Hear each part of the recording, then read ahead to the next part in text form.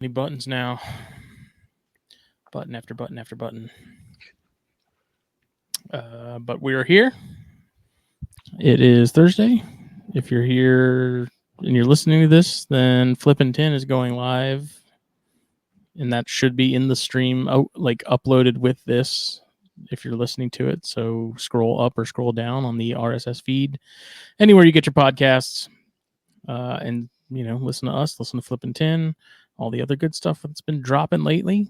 Had Jeff the Animal Guy on Snakes and Stogies on Monday, which was really cool because Jeff's an awesome guy. That's been something we've actually been talking about doing for at least a year. Schedules just never lined up.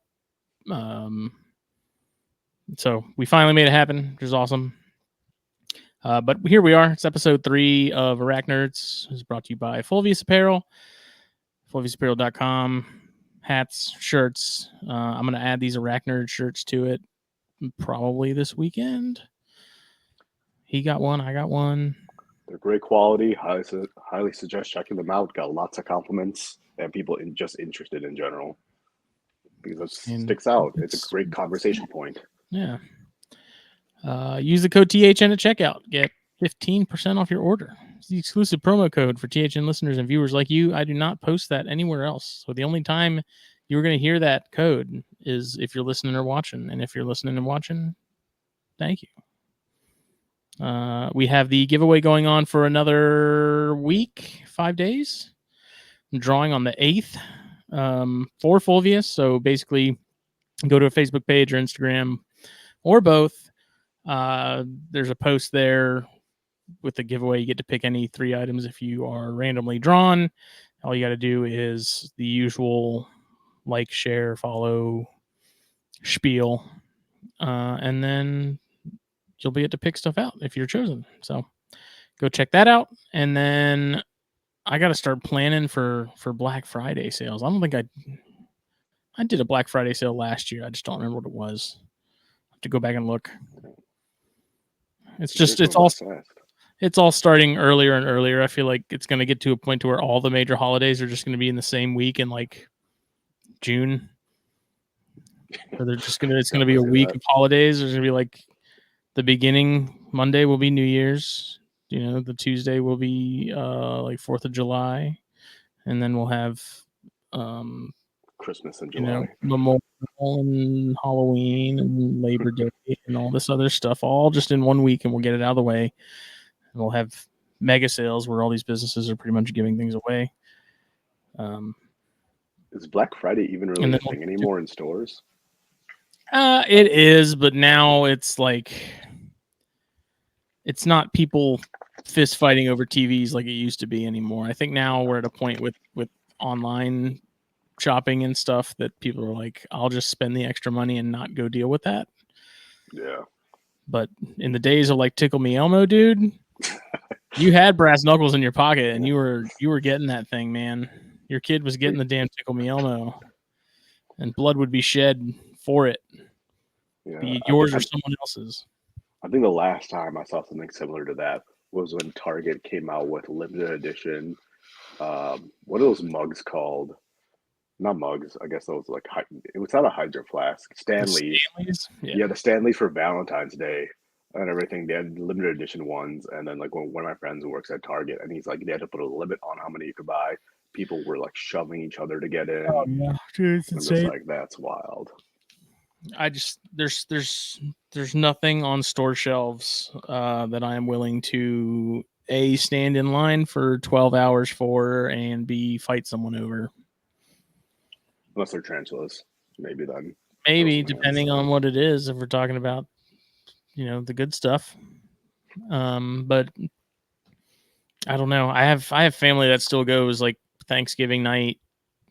They finish eating dinner and then they go and do the Black Friday thing. And I'm like, it can't even be fun anymore because the attendance is getting lower and lower because people just aren't doing it. But it's also Halloween. It's now October. So Halloween is upon us, which I'm expecting to see a handful of Halloween sales from big box stores, be it Petco or PetSmart. Don't they typically do something with the herps and inverts?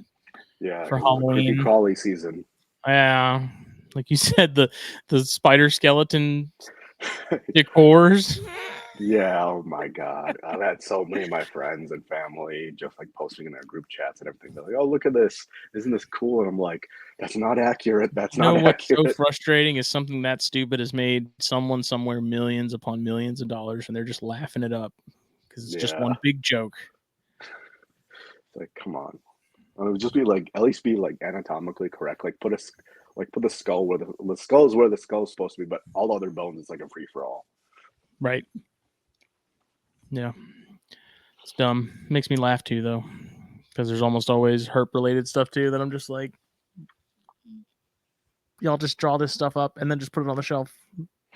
Not that it's supposed to be anatomically accurate by any means, but at least put a smidge of effort into it.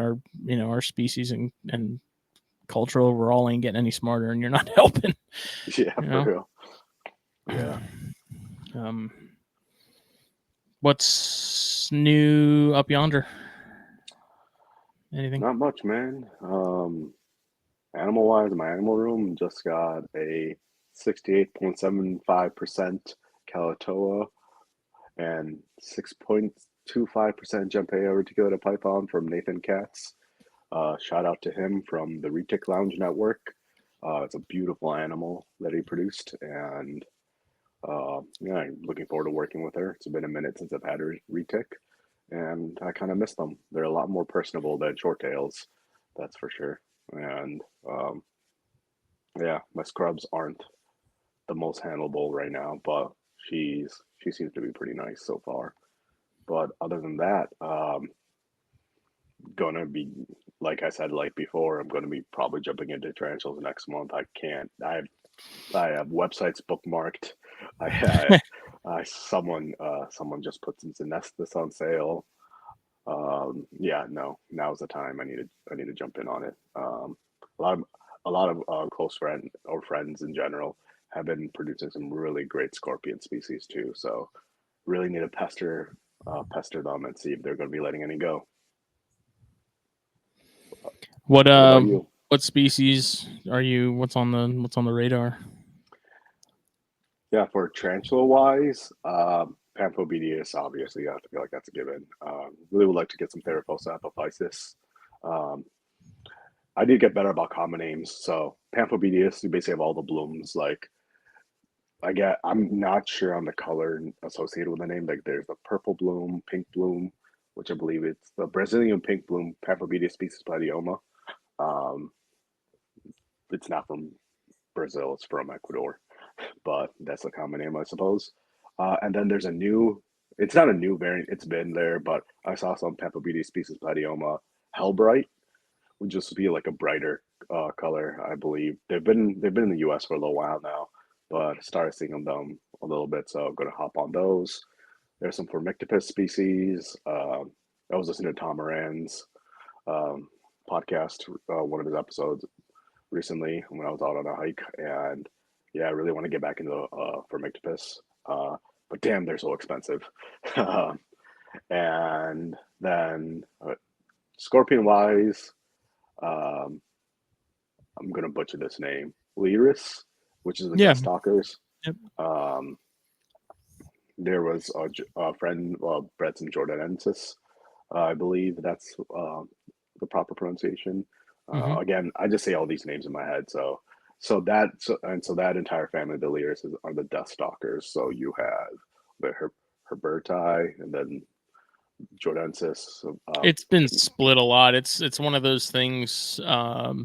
Like cryptic diversity is very much alive and well in that group, kind of like it was with chondros, with green tree Yeah, pythons. They thought that I think it was always one or with another one or two subspecies attached to it, but as time has gone on, it's branched out into a lot. So, and they yeah, all look very similar. It's yeah. Especially with the color forms now that are coming out for some of the Lyris. I wasn't like I didn't realize how when I was talking to some friends like the Lyris jordanensis brood, um, they had like what they called albinos come out, some chocolates, some black ones come out, and everything. I'm like, wow, I honestly didn't expect that color wise popping out of a brood. Um, but yeah, so you need to pester some people about their broods. Was going to hit up Jeff Acors Mhm. and see what he has cooking, and yeah, ruin my life. I'm going to be ruining uh, my life with ArachNerds again, which I'm actually quite happy about now. It's not What about ruining you? anything. Building upon and enhancing. That is true. Yeah. Now my snake room is where it's at, is like where I wanted to be at. So now I'm like, all right, now I could start working on the other, my other hobbies. So looking forward to that.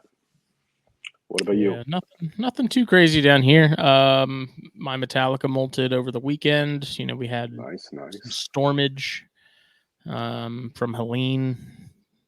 Was without power for a couple days. That was sort of the extent of the damage for us. You know, can't say the same for a lot of the people up in North Carolina and the western part of the state. It's it's unbelievable how bad it is up there right now. Um, I've heard a lot of conflicting things. People saying there's kids running around that can't find their parents. There's bodies everywhere. And then it sounds like I was talking to my wife about it before we hopped on here, and she said FEMA's being very strange and governmental about the whole thing, and just not being the government, basically, and not just helping and being finicky and fickle about things. So I don't know. Yeah, I'm surprised with the but there wasn't like a whole lot of at least from what I saw, and I was talking to some of my coworkers, like with as bad as a storm was, there doesn't seem to as be much coverage on it as as there should have been, which is kind of wild to me, seeing as like in a group chat, just seeing the photos of the extent of the damage, people's houses Yeah, or dude, I think potential it's like houses. It's like wild. it's not. I from what I've seen and heard, it seems like it is like it's on par with Katrina in terms of like the damage and the status of where things are. Like to me, I don't see a big difference between the two. I think it's bad. It's the probably the worst thing that's happened natural disaster wise in a minute, at least on the East Coast. West Coast has obviously had their fair share of wildfires and things like that. So it's just the whole thing was just strange. I don't think anybody expected. Obviously, nobody expected anything to happen like that. I Yeah. definitely, even where I'm at, I didn't expect us to get really much of anything. And we got more damage from wind and stuff than we've gotten from hurricanes that hit us directly. Like it was very strange. Like we were just in the right spot. If you're on the outer edges of those of hurricanes and stuff, that's kind of especially if you're on the sort of the uh, like the 5 o'clock ish area of a hurricane. Like that's when the torque and stuff of those winds and whatnot gets rough. So um, Oh, yeah, it was wild, and we were without power for a couple of days. But again, like that's the extent of our uncomfortability that we had to deal with, which is nothing. yeah. It's not even worth really mentioning, aside from the fact that it was like it is what it is. Power came back on, like no big deal. There's people in way worse situations right now that I feel for. So Hopefully, everyone who's listening in those areas, you guys are doing okay. Or yeah, it's hope everyone's taking care. yeah, we did a drive at work for supplies and stuff, and we had like probably close to 40 pallets worth of stuff, like be it diapers and formula, and they all drove out this morning to go up there and take it. And it's it is crazy seeing how many people were bringing stuff to take up there, to donate and drop off. And um, formula and stuff is a big thing. Diapers are a big thing. Like there's my boss who went up there. What's today? Wednesday, Thursday. He went up there Tuesday, and they were handing out formula, and they were like mothers like in tears because they didn't have formula to feed their kids. And so like the fact that they were able to get their hands on some, like it was such a big deal for them, and like there's no running water, so no one can bathe. So like they're saying we need wipes, whatever we can get, we'll take. It's been crazy, man, and so many people have been. We had people bring in entire, like, they'd fill up their car, they'd go to Sam's and just load their car up and then just bring it to us and unload it, and people spending hundreds of dollars worth on stuff just to bring and have it get taken up there. It's been pretty wild to see. And maybe it's a bit. Yeah, and maybe it's just because of the sort of the times we're in, where hostility seems to be a little more commonplace. To see everyone kind of put all the day-to-day socio-political bullshit aside to just help people was really nice. So, yeah. But the Metallica Molted looks really good. Starting to have a little bit of blue coming in. Nice. Were you able to take the molt out at all? No, it hasn't ditched it yet. It hasn't pulled it out and flung it. So I don't know why it's must have sentimental value or something, because it's holding on to it. So got some Centroroides margaritatis. Those came in earlier this week. They're small, like maybe 2 or 3 in stars. I'd be surprised if they were 3. So I'm excited about those, because that's been a species that I wanted for a long time and just never got. There was a point where they weren't very common. They were kind of harder to find, and now it seems like there's a lot of people breeding them. So I got a group of 4. Got all those set up and everything, and they're eating good. And other than that, it's just business as usual. How do you have those guys set up right now? So I am a massive fan of Hobby Lobby. That place is awesome. Like, anytime my wife's like, "You want to go to Hobby Lobby?" I don't even need anything. I'm just gonna go, and I almost always end up walking out with something. But in like the in the paint section, they have like small black lidded containers that are meant for, I guess, if you don't want to use a whole tube of like paints, you can just put it in that and store it. So they come in a 4-pack. It's like $4 maybe, if that. And I got them, and they're nice. I just drilled some holes in the lid and set them up with some what's the stuff called? Zumed makes it. It's the like earth. I don't know why I struggle. No, it's something else. Forest floor or something like that. Something similar to that. It's not cypress or anything, but it's like a peat mix. Okay.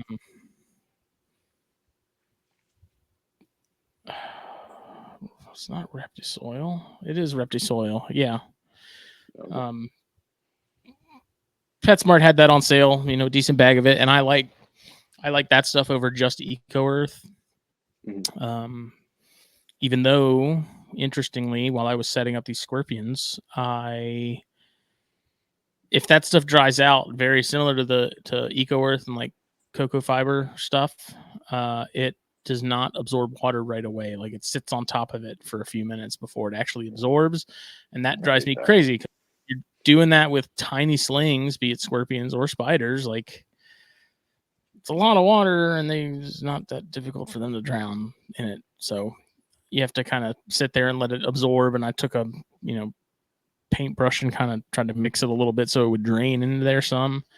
So it's a good thing that we're planning to talk about substrates and stuff a little bit tonight, because that is one of the things that just drives me nuts about some of those substrates that are on the market. But got them hooked up. They've got little pieces of cork in there. It's the same way I would raise Gracilis or Sculptoratus or anything like that. It's pretty straightforward, and I think they'll outgrow those within 2 molts or so. All of them, I think, but one have eaten. I just did a pre-killed dubia nymph, and they went to town on it. And then, yeah, that's it. Like I was saying earlier too, I got a bunch of those. PetSmart had those Thrive acrylic enclosures on sale for $20 a piece, and I have just slowly over the last month, every time I went in there to get rosy reds for rat snakes, or feeders or whatever, I'd just be like, well, let me go ahead and just grab one just to have it. And I now have like 5 of those things laying around unopened, just ready. And then I got some of the flat packed ones that Clint at Metazotics, he just sent me those, and I opened those and set those up before we got started here. So I have 2 of those in 2 different sizes now sitting there. So the problem is I have a bunch of empty enclosures and nothing in them. So Like you have a problem. might have to remedy that quietly and silently. Yeah, I'm surprised that. Well, I'm not surprised. It's just wild to see how quickly those enclosures have caught on with others. Like when I pop on Facebook, some of these groups, there's people who are posting Oh yeah, carts filled with them. carts I'm like, filled. wow. I'm wondering. I'm like, these are going to go on sale again, probably for like Black Friday or something. Someone in So the like, group in Tarantula Talk had said, like, I'm a manager at PetSmart and they're extending the sale until like October 22nd. But when I was okay, in PetSmart the day before yesterday, I don't recall seeing it on like seeing a tag on there, but they may have also update, if you've ever worked retail, like I worked at a Walgreens for like my first job for like 7 years, like every week you went through and all those tags that they put for sales and stuff, you had to go through and take off the old ones and replace them if the, stuff was, if there was another sale running, like you have to clear the entire store of all those tags and then go and put them all back. yeah, And that takes some time, especially if you're shorthanded. So maybe they still are. I don't know. I'll check the website. I do appreciate the fact that it was an in-store only kind of thing. Like you couldn't buy them online and get them half price, because I feel like they would have flown if they were available online. Like people would have yeah, been definitely. buying them by the friggin' crate. Um, so I did like the fact that it was in store only, and my PetSmart's right down the road from work. So usually on my lunch break, if I need Rosie's or something, I'll just jet down there real quick, get what I need, and then come back. And then that way I'm not fighting that 5 o'clock traffic trying to get there after work, because it's also in the opposite direction of my house. Mhm. And it also happens to be several doors down from Hobby Lobby in the same shopping plaza. So, and then there's Home Goods in there, so the girls will go and scour Home Goods, which I will say Home Goods also has a pretty baller selection of containers and stuff. Okay. Like, don't underestimate Home Goods. It's like the TJ Maxx, like their kitchen section expanded, and there's a lot. There's a lot there. And a lot of that stuff is fairly cheap as well, because they're, it's like a not necessarily liquidation, but something similar is how that whole business Okay. chain operates, if I'm not mistaken. But either way, those Thrive enclosures from PetSmart are pretty legit. I got a handful of them. I've got my Striata in one. I've got an Avic in the other. And they're good. The quality for the price is not bad at all. I mean, for the regular price is $40, and they were on sale for 20.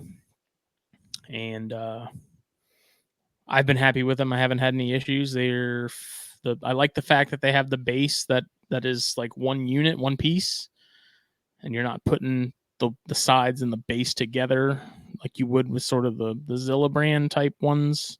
So you don't have to worry about things leaking, stuff like that. Um, but they're great. I did a review on them on the YouTube channel if anyone's interested. A lot of people have been watching that, so Yeah, that was a great review. check I actually want to go and check out another PetSmart because I usually just run to PetSmart because I'm really anal about my quarantine.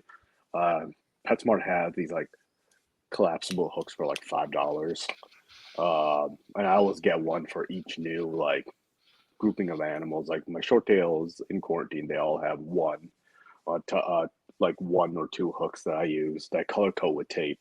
My scrubs have one, and then my retic has one, and my boas have one for each one of them. So, but last time I was over there, I think they were sold out of them just because I couldn't find any. So yeah, Mm-hmm. but Yeah, speaking of it's that, like I said, I'm happy with them so far. I haven't had any complaints. Like yeah, see, they do like their job. I really wish they had more of those back in the day when I was heavily keeping. Um, because back in the day, I just kept things and like Hobby Lobby has these like I think they're like baseball Mm-hmm. display things, and then the Container Store had AMAC boxes and stuff like that. And I would go to like the Container Store and get the accessory boxes for the juvenile ones. So I got a random like hodgepodge of kind of enclosures. But like my I would get so annoyed if like Hobby Lobby stopped coming out with one brand of like baseball displays and came out with another, because I Mm-hmm. need everything to look the same. Yeah. It needs to be like visually very similar. So I did a lot of rehousings, I like quite a the bit. uniformity, but at the same time, I'm also like, look, if something's on sale and I like the look of it, Yeah, like it's okay if everything's kind of all over the place. yeah, The only thing that's right right. now that I'm not crazy about is the Classy is in.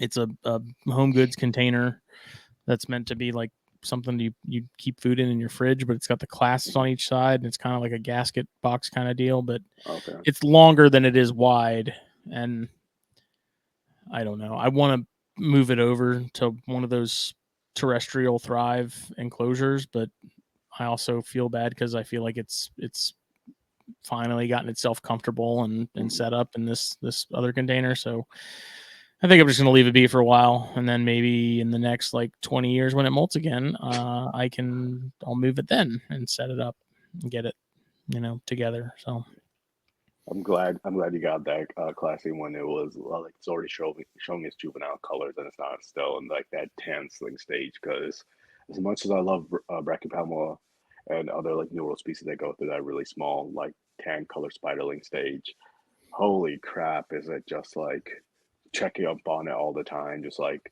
are you gonna start looking like what you're supposed to look like? Or am I gonna have to you're tell gonna people when grow. they come over? Yeah, because I'm the kind of person that takes like a lot of photos just to document the growth, and it will be like, oh, like all my other like Lacidora, I believe it was Lacidora, they go through that kind of similar look, and so at least they grow really fast. As Parahybana does comparatively, and then with the Brachypelma, it's like, oh, there's an update, it molted, looks the same, didn't grow. I'm gonna need to put you in my will. But yeah, no, I love them when they're a little Family rare catch. heirloom. I know, seriously. Yeah, I mean, this thing like it's probably approaching the maybe the 2 inch mark, inch and a half. And I'm like, And that thing's that's probably freaking 6 years old already. and you're measuring diagonal lifespan, right? Because I Yeah. know that like over in Europe they do the body length, I believe. I wanted to talk to Nipper about that. Just like if he has any experience like keeping tarantulas and just over there, how it differs. Because I know whenever I'm on some like Facebook groups, for example, the Pamphobedius is Zenesthus Facebook groups. They're more well appreciated in Europe. Europe tends to have nicer taste when it comes to tarantulas. So, uh, um, so they're always measuring it in one way. So it's kind of curious. Yeah, I kind of wish there was like a more straightforward way, because that's always been super confusing to me. Like if you don't have anything sort of for context or reference, it Hmm. can be kind of difficult to visualize what a half inch, 3/4, 1 inch and up. Even the bigger sizes, when someone's like, "Oh, it's a 6 inch female," it's like, is that like the diameter of my hand? Is that like if I look at a Yeah. ruler and I'm like, is that like tip to tip, like completely like spread eagle? You Hmm. know, um, Yeah. there's just I feel like there's just a lot of wiggle room with that whole measuring system. Yeah. That's why whenever I was like selling tarantulas, I would put approximately a lot, because I don't want someone banging on my door saying like this isn't like a 3 inch juvie. This was like a 2.75 or like 3.25. I'm like, look, man, I just measured the last molt, and I'm going generally off of that size Hmm. because yeah, no, it's Like even after all these years, I'm horrible at gauging size. It's like I'll look at something and be like, I think it's like this, and just be completely off. Yeah. I do have as a side note, completely unrelated, but it's a small gripe I have with people that sell on Morph Market on the Scorpion section. Can we, for the love of God, stop taking pictures for ads with the scorpions under a black light?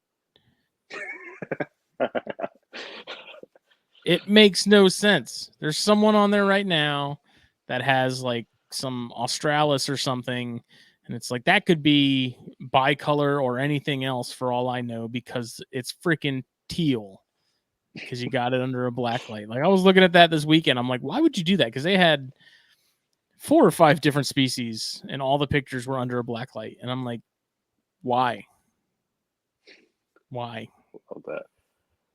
Yeah, that kind of ties into like one of my friends. They made a like they just made a post in one of the Scorpion hobby groups. I was just saying like be an informed buyer because even more so with scorpions and tarantulas, it can be hard to identify the species. And sometimes a lot of people who do sell scorpions are either like mainly reptiles retailers or resellers that just so happen to import some wild caught Yeah, that stuff's scorpions just or kind just of a like cart bring them filler. in. Yeah, and they'll just like look on Google or Google Lens, whatever, however they do it, and just slap a name on like the species. Like for example, emperor scorpions. That's like a big one that like people constantly mislabel, and then when they post in the group like, oh, love my new emperor scorpion, I'm like, I hate to break it to you, that's not that's not it. It's a different pandanus species, but yeah, just just another gripe, I guess. Yeah, it's like why? It's like me trying to sell a car, but I'm taking pictures of it at night under the street light, like where you can't make out any of the detail. You can just tell that it's a car, and that's it. It's just goofy. I was thinking about it and complaining about it to somebody yesterday. I don't remember who, but I was like, "This is why. This is ridiculous." I'm not like at that point. I'm just gonna come. I'm not even gonna investigate. I'm not gonna click on it. I'm just gonna keep scrolling because it's like this is dumb. Yeah, I wonder if Why? that's their whole selling point. Like, oh hey, it glows in the dark, Yeah, or not glows in the dark, but it glows they're under like going that for light. a different demographic, maybe. Yeah, I don't know. Um, so I guess we can kind of get into the sort of the bulk of what we were planning on getting into, but figured we'd talk about sort of our picks for starter species, both be it tarantulas and scorpions. Because I'm sure knowing our tastes in spiders, particularly being fairly different, that maybe we'll have some different answers that would be interesting. And then uh, I'm also curious about your take on some some of the more quote unquote advanced species that are faster, a little more toxic, typically also being considerably cheaper than some of the more better options for someone getting a tarantula for the first time, or um, scorpions too. Um, but as far as tarantulas go, like, what do you think? Terrestrial over arboreal? Um, if someone said you have to pick three of your three picks, top three picks for a beginner spider, be it terrestrial or arboreal, what would they be, and then why? And if between the terrestrial and arboreal thing, like which one do you think fits better for someone who's kind of just starting out? yeah, definitely. So I will preface this by saying these are just like my opinions in general, so nobody come at me or for like saying this, but yeah, I will say if you are not like if you're like a young adult or just like a little bit older, I'd say going for there's nothing wrong with going some more of the quote unquote advanced species. I don't necessarily 100% believe in that kind of whole like kind of moniker. It's like if you want an animal, well, if you want a spider, like a tarantula, you shouldn't have to get like a spider that you don't want Mm-hmm. or not really interested in, because then that's not either, that's not fair to you, and that's not fair to the animal, just for like you to just not be that interested in it per se. But coming from when I had reptiles first, then getting into uh, like tarantulas, it wasn't my kind of my first rodeo. But anyways, I would say my top ones would be, I think that Lasiodora parahybon is a great species. It grabs a lot of people's attention for size. Them and Acanthoscuria geniculata. Those two are great. They do have a great feeding response too, so it's not something like that I've seen about like a Phonopelma that go on hunger strikes Mm-hmm. all the time, Brachypelma. So it'll at least keep your interest. Yes, you will have to like deal with a little bit more of a faster species, but I still think they're great. Um, they're great to look at, fast growth rate.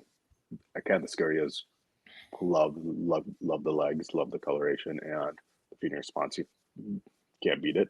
And I will also say, like, my entire list uh, will probably be terrestrials for the most part. I kept terrestrials at first, and they kind of um, helped me know like how tarantulas move, so to speak, Mm-hmm. more when keeping them. Then I started keeping arboreals, but terrestrials were always my like like interest in them. Another species that would be good is I do like, I know a lot of people like old world species. I think Monocentropus balfouri is a good species too. Colorful. From the ones I've kept, they're great. They're very. I think I only got like a few threat displays, and that's from dropping the food item right in front of it and didn't expect it. They're great. I love seeing them go through their sling stage and go through their adult. The males get this nice, kind of more intense blues on their carapace when they mature. Um, yeah, no, they're like, I just love the tan and blue coloration for them. Mm-hmm. And then the last species I would think is good. Um, I would have to go with probably like Tilotocata vagans. I know that there's a whole thing with like the hobby vagans and the vagans that were imported legally. So you have like more of a quote unquote pure species. I think they're great. Back when they were Brachypelma, they were obviously like one of the more faster growing Brachypelma. Yeah. The red rumps always catch my eyes, uh, uh, just with their like feed response and just like their growth rate's decent too. I really like the intense black they get after their molt on their carapace.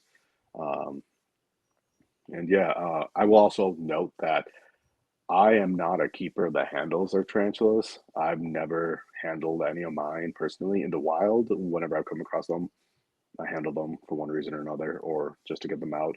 But that's but I know that different people have different kind of like wants, or just like what they're looking to get out of like keeping tarantulas. But this is from a preface. Like I just want to preface that this is me keeping tarantulas as if they were like fish, for example.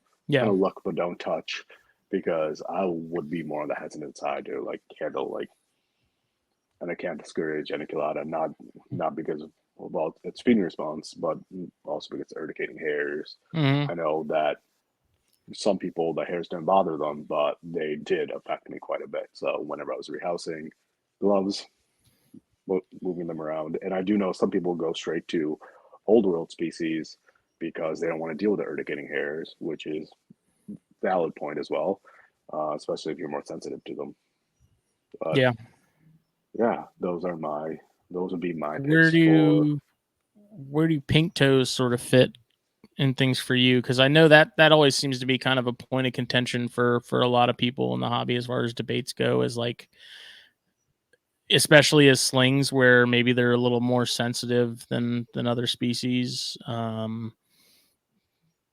Pink toes to me are, even if it's just sort of your standard avic. I feel like those are an awesome option. The Mhm. one I have right now, like it's out all the time. Like it's sitting, it's webbed up a good bit, and it just hangs out all day. It's outside of its burrow, and then if I, open the door to the cage it's in, or throw food in it, it disappears, but it doesn't refuse food, and it's always out and about.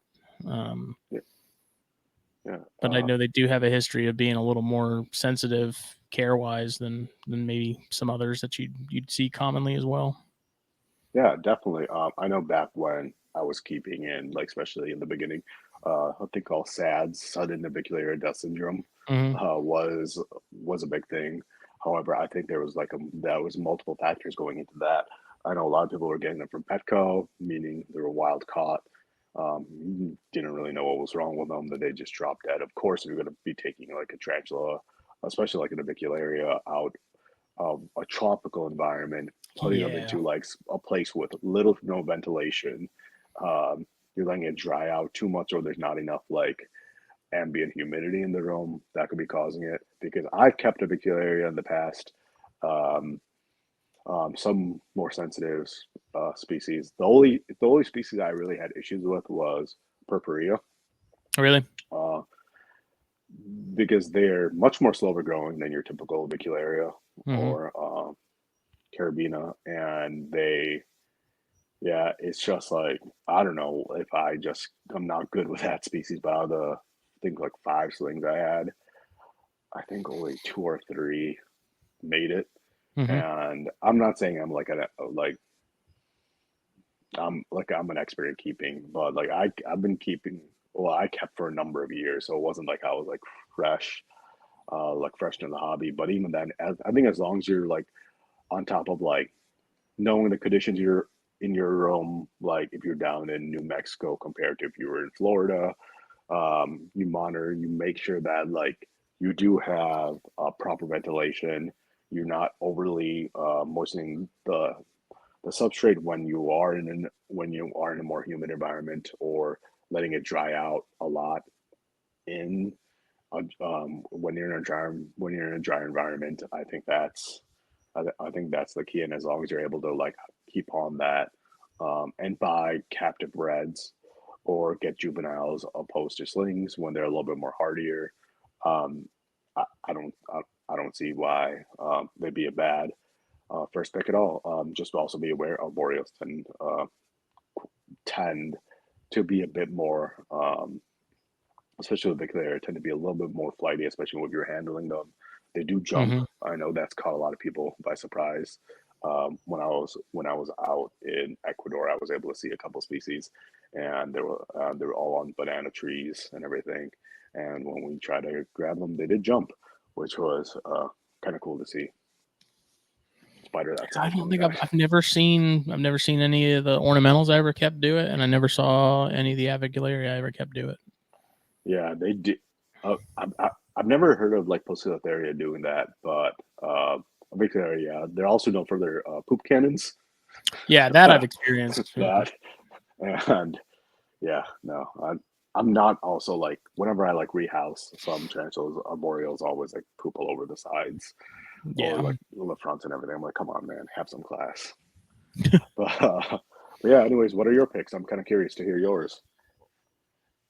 See, it's tough because I mean, I am in agreement that if someone wants to sort of just dive head first and get stuff like ornamentals or heteroscodra, Pteronoculus, whatever, I kind of I get what you're saying of like don't buy something that you don't want just to work towards something you do, but I also feel like if we're talking about someone who's going in like completely dry, like hasn't kept any spiders before, hasn't really held any, hasn't dealt with any, or the extent of their experience and getting into them is reading articles and watching some videos, like I do think it's probably wise to get something that is less likely to be a problem, be it take off, be it Mm-hmm. bite, whatever. Um, Something that helps you sort of learn the general what to expect with spiders as a whole. And granted, that's a very broad brush to paint with, but um, I don't know. I mean, again, I think avicularia are pretty cool. Like I said, mine's out all the time, relatively issue free. I want to say like your standard brackies, your Himori, your Smithy, um, pretty much anything like the brachy stuff, I think is a good option. But the main sort of issue there is that slow growth. Like people aren't gonna. I feel like people would lose interest fairly quickly if they're getting into it because it's just not growing. Like it's staying small forever and taking a ton of time to finally get to a decent size to where it's like I have I got a tarantula. Yeah. Or So if you buy an adult, then you're paying that high cost entry basically. right. With that, like, could be a couple $100s. Yeah. So it's tough to. I want to put them on the list, but I do it reluctantly.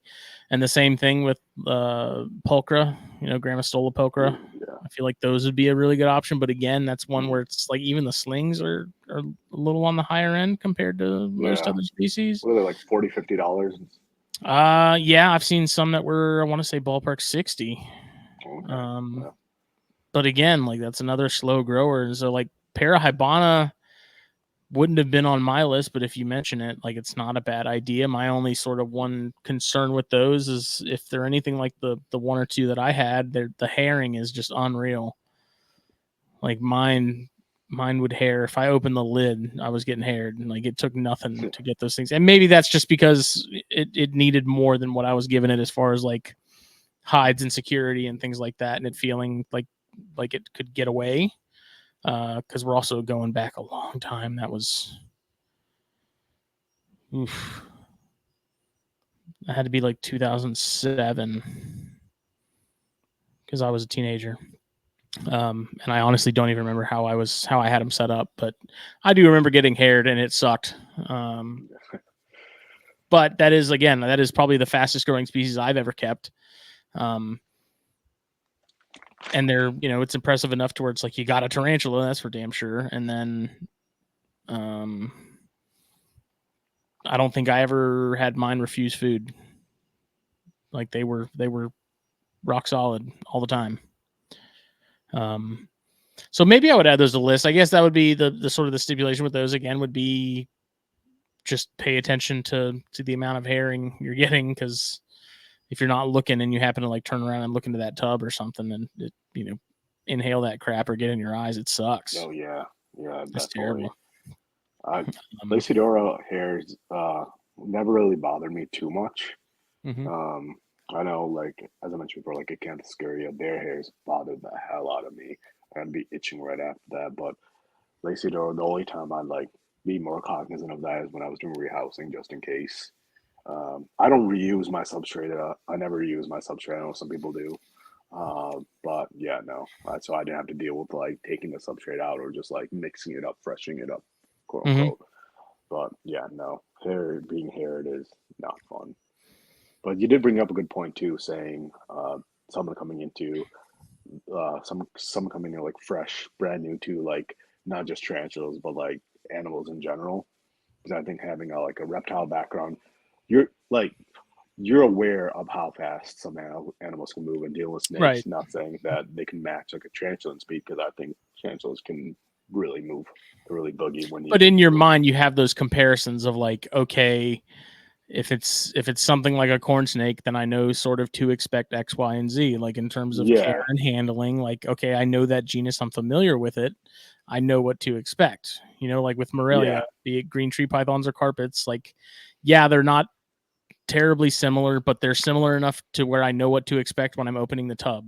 Like I'm gonna get struck at, whether it's a super chill animal or not. Like I know that feeding response is gonna be there no matter what. Doesn't matter how sweet that animal is, like how many kids I let hold it, like that thing's gonna just take a swing right out the gate.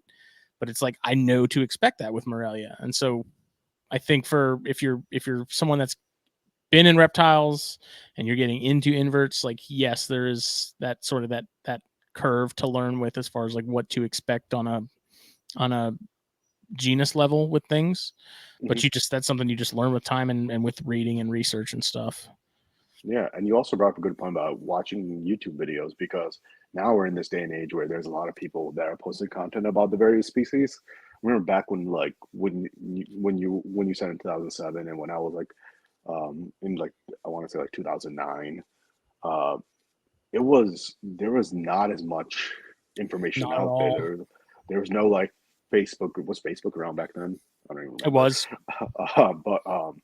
But but there was no like Facebook groups for tarantulas and everything. So I'd be on arachnid boards saying like, Yeah, oh, that was look the at spot, like, man. That was the place. yeah, and just being like, oh, hey, what should I expect?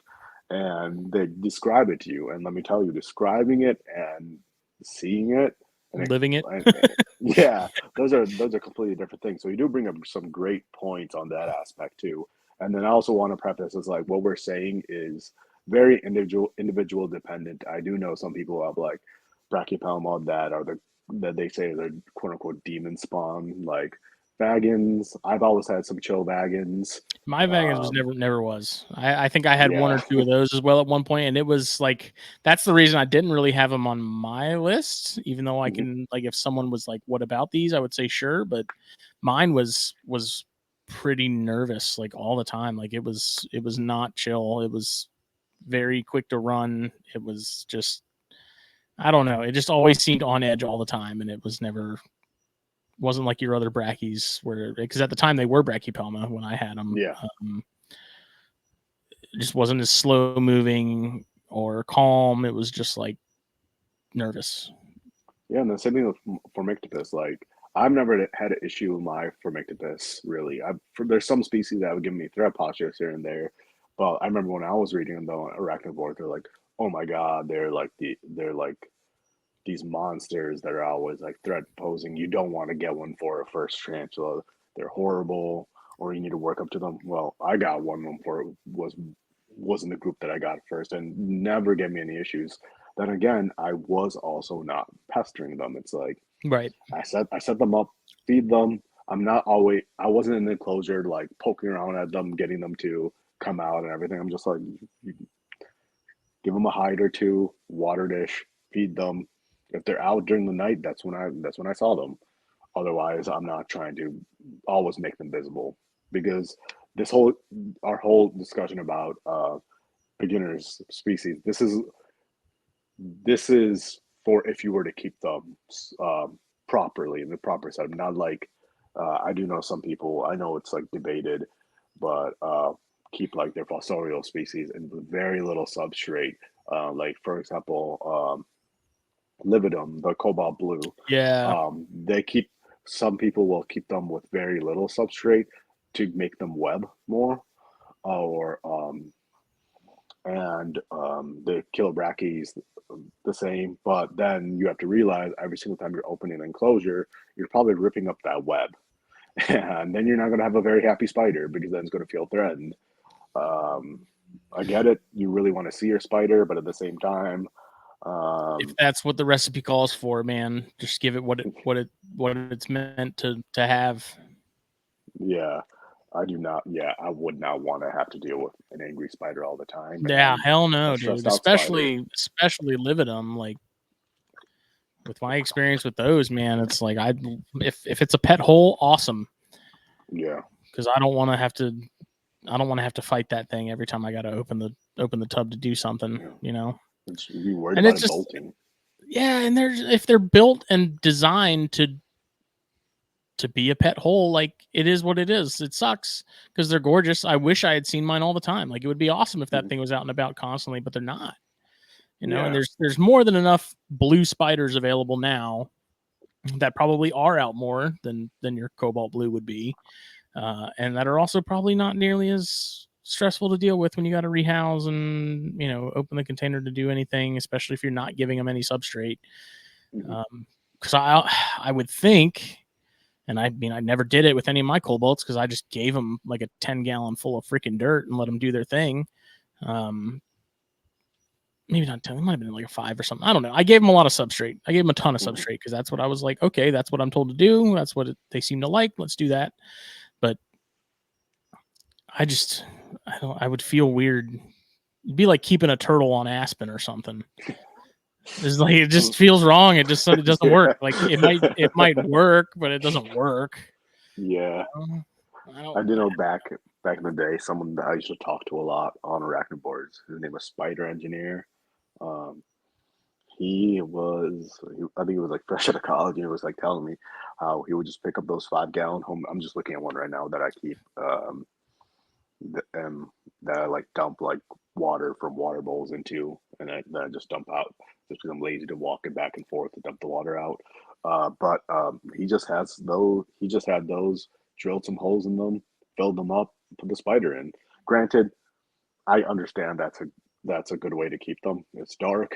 They're able to Yeah. Yeah. they're able to be burrow, but I don't know, man. Just like the thought of opening that container up, not knowing where Yeah, the I'd be putting spider's like at. some sort of window or something in the top at Yeah, least so I could see what's going on. because like Not going although in like blind they on that one. yeah, and then like just the light just hitting the spider right away, that's bound to give it some sort of reaction. Mm-hmm. But Yeah, yeah, it's that's what he basically did. He had like 30 or 40 of them in his bedroom. He showed me a photo one day, and I'm just like, damn. And he's like, yeah. And he's like, he was saying his house girlfriend doesn't 100% know, and she was moving in with him soon or something like Jesus, that's a that. So he bold had to move. like figure it out. I'm just like, oh, so what are you gonna tell her that there are spiders in those 5 gallon buckets? And if someone said, you know, hey, should I get a cobalt? You know, my answer would be like, if you want to. Frankly, they're in my experience one of the most boring species to keep because I never saw it. If I did, I would happen to be getting up in the middle of the night, you know, 1, 2 a.m., whatever, to go take a leak, get some water, whatever, and I might see a leg briefly if I use my phone light to kind of look, but it was like a millisecond and then it was gone, you know. So Yeah, and that would happen like once every 3 months. Like I never saw them. When people called them pet holes, man, they meant it. Like in yeah, terms of exciting, like they are not an exciting species to keep because you're really just not gonna see them. They are pretty. I love them to death. It's a really cool species, but if you want something that you're gonna see, then that would definitely not be on my list of recommendations. yeah. I know when I had to keep those quote unquote pet holes, it was I enjoyed them because I also had like 70 other tarantulas. So it's like, okay, if I don't see you one day, like Right. I've because I got like other seeing my things. animals and everything, that's fine. I'm bound to see like another one of my like Cereopagabus or another like earth tiger or whatever at some point. So that never bothered me too much at all either. But if it does bother you, that's something to keep in mind. Um, look for something more visible. I mean, look for a species that's more visible. Um, I know that Dylan also mentioned um, that sorry words that like he has what species was he showing Haplocosmia that like a few of them burrowed Yeah. and one of them didn't. So it's like you may have that one individual, no matter what, if you set that they set up the right way, it may just want to do its own thing. So hmm yeah, Um, you know, our buddy Dustin Black got his first tarantula recently, and he went with a Salmopius erminia. hmm There's a Venezuelan sun tiger, which I'm not opposed to. yeah, they're Um, gorgeous spiders. they are they're pretty hardy, pretty easy to keep. They are, I think. What did I tell him? They're the most old world, new world you can hmm probably get. Yeah, Because I was like, they're going to give you sort of the same level of attitude, that same speed. Because he does eventually want to get ornamentals, and so I was like, he's like, you know, what do you think about Arminia? And I was like, it's not a bad idea. Um, if that's kind of the route you're wanting to go, then I think that then Arminia is probably a good start. You know, they're readily available. Some of the yeah, prices I see them at now is insane. Like they're on pretty much every freebie list for anybody selling. And if hey, I mean, if I was gonna breed tarantulas for the first time, like Erminia would be on my list of considerations because they seem like they'd be relatively drama free and fairly straightforward as far as like a first breeding species. Um, but they're you know they're an option. Again, I'm the same way. I say this as someone who doesn't handle my tarantulas. Like I'll handle the avicularia if I have to, if I'm moving it or something. And but as far as like the ornamentals and stuff, like I don't feel a need to. Um, watching Andrew Smith handle pokies the way he did was I was like, are you a wizard? because he's just like so calmly. And I mean, I guess if you've been doing it as long as that guy has, and you're as familiar with spiders as a whole as you are, and he was just like, be the tree, let them do their thing. I'm still not going to do it, but Yeah. Erminia are probably a good starting point in terms of like the faster arboreal, relatively nasty tempered, species. So Yeah. I've actually had more issues with my Erminia than I did any of my Poecilotheria ornamental species. in what regard? In just like I've gotten more threat displays for them in the past. Oh yeah, I would agree with and that. everything. And the rehousing was always it was I've never had like a Poecilotheria like bolt during a rehousing. It was always just like slow, deliberate movements.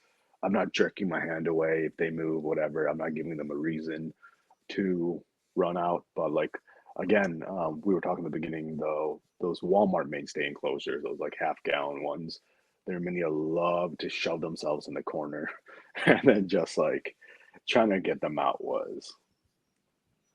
it was fun. And but yeah, no, they're gorgeous. Really recommend them. What about the Don't other be. Salmopius though? Because I never kept any of the others. I've only kept probably.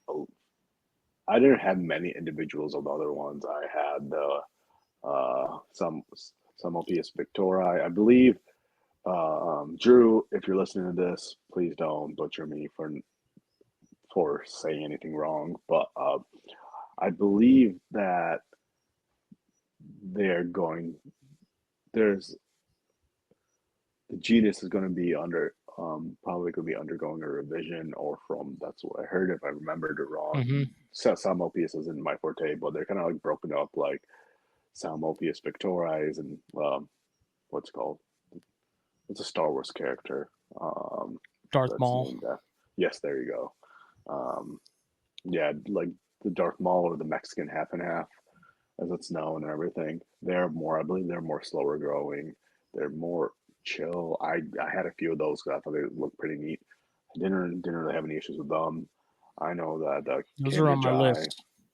yeah, those are nice. They must have gone down in price since because when I Definitely got seems them, to they be a were lot available because I've seen them on multiple websites. So yeah. I think the supply is caught up with the demand. And then the Cambridge Eye, haven't really had any issues with those. The other Salmopius, now that I'm thinking about it, like I never had really had any issues other than just their Minia. Their Minia seem to be, in like my experience, more photosensitive than the others, and that's what kind of like probably made them bolt more. But I'm blanking on my experiences, just because I've kept so few of them. But they are a great genus, and I know a lot of people overlook them. Just because because a lot of some of the members like some Mopius reduncus, I think that's the Mm-hmm. Costa Rican orange mouth. I don't know. Yeah. So it's something like that. It's like the Esmeraldus. I know there's species tar that came into the hobby. Alcatran. I don't know if they're in the hobby anymore. Last time I knew, there were like two people that had them. So I'm not Mm-hmm. sure. They're just like all black Salmopius, really cool looking. Um, but yeah, no, yeah, they were great. I enjoyed their feeding responses. Rehousing for Armenia were always fun, but again, nothing to be like nervous about it. Just like it was just like as long as you're being deliberate with their movements, you're fine. Right. Um, and What yeah, about and I Thrixopelma? always like, ooh, I've Thrixopelma. never kept any of those. We were talking about hairs. Thrixopelma ocriti, Mm-hmm. horrible hairs, Really? absolutely horrible for me. I had one for a short amount of time, then I got rid of it because of the hairs.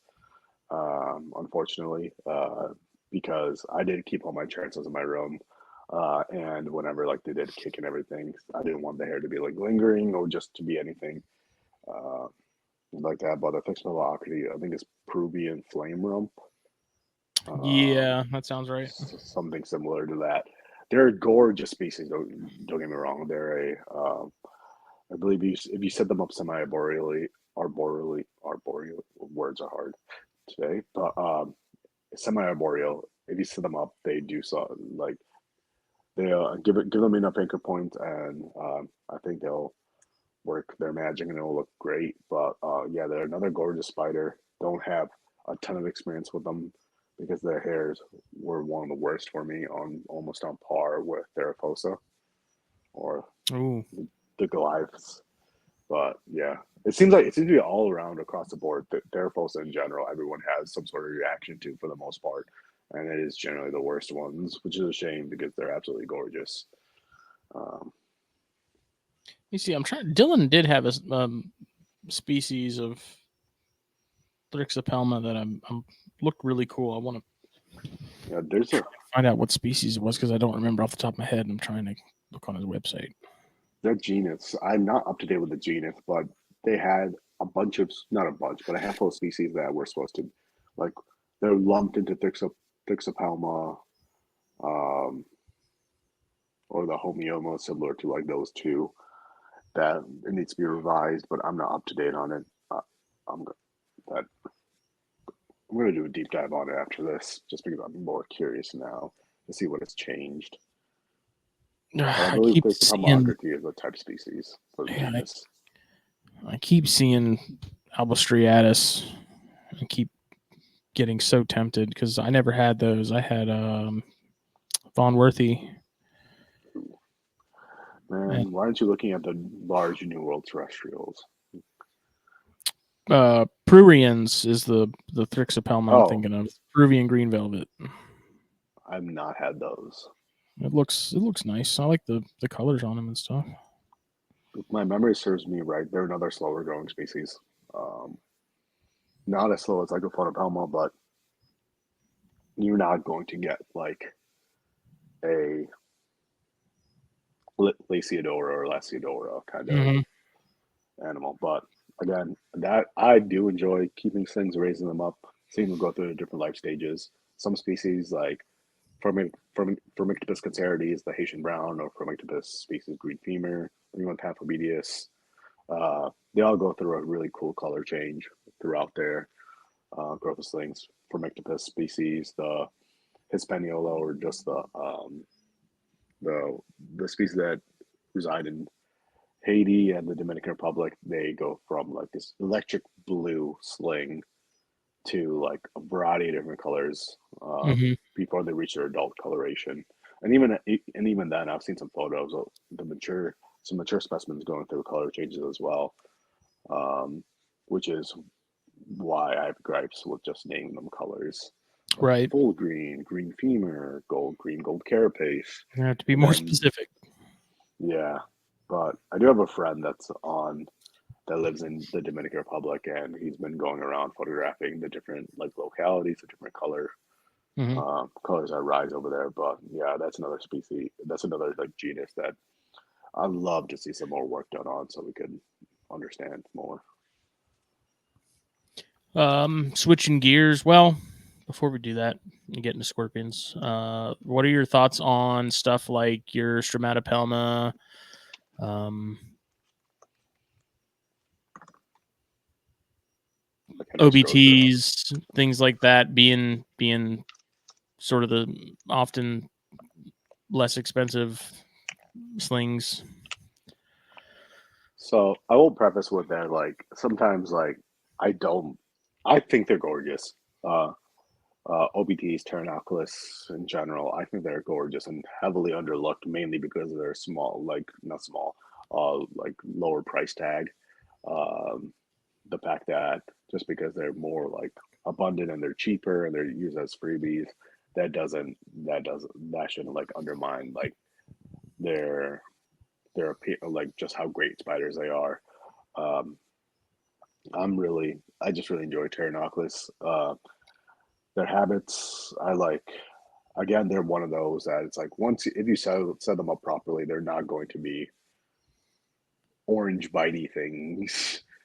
Sure, yes, similar to other baboon species because they come from a more like inhospitable environment, kind of with all the predators out there. They are going to be more reactive, but again, just don't poke at them, and they're pretty much fine. I will say that there are some things that you're not going to get around, like filling up water dishes. I used to have one that would throw up a threat posture every single time. There's a video Hmm. out there that I just saw, someone filling up their water dish, and it was like, I guess they were thinking it was a prey item. They kept on trying to like grab it. It's kind of funny. I guess the same thing with Heteroscodra and Stratopelma. I actually ran into someone at Carpet Fest when I went, Northeast Carpet Fest. He had just, believe that was one of his first tarantulas, Stratopelma. Um, Hmm. and yeah, I love seeing him like talk about how just like enamored he was by them, because if you don't see a lot of people that are like saying how much they love some of these other species. Yeah, It's always something like, oh, I love my green bottle blue, or I love my Pamphobeteus, or I love my like Metallica. Pulsiotheria. Yeah. Yeah, it's but like him just hearing him talk about his love for that species, and he got a pair of them too. So and he wants to breed them, and I'm like, all the power to you, man. I'm like, branch off, do your thing. Um, yeah, no, I think they're like all great. Uh, great species. I Yeah, now I'm gonna want to put them on my list again to get. I was thinking about it, am I really just talking about great they are, or am I convincing myself like that I actually need them? Uh, but yeah, no, give them a nice enclosure like Dave Beastie's hat. Yeah. Dave Little Beasties, and yeah, they're perfect, man. I do want to incorporate more moss and stuff like he does with his. Yeah, We've I got a good bit of that around here. I know a couple spots, at least like even on my parents' property, like at the property at work, which I'd probably be a little more hesitant to use the stuff at work because I don't know how mhm. often they have people come and spray. But out of my parents' place, where there's a decent patch of it, I'm not worried about pesticides or anything with that at all. So I do at some point want to start collecting some to have and use. Yeah, and you could propagate some of the moss too. I mean, like that's what I used to do. I used to go collect them, and then mainly because again, I'm one of those weirdos, not just when it comes to snakes, but also when it comes to like plants. 'Cause I used to keep a lot of plants. I would, especially if they're from collected like sustainably, I would make like a little.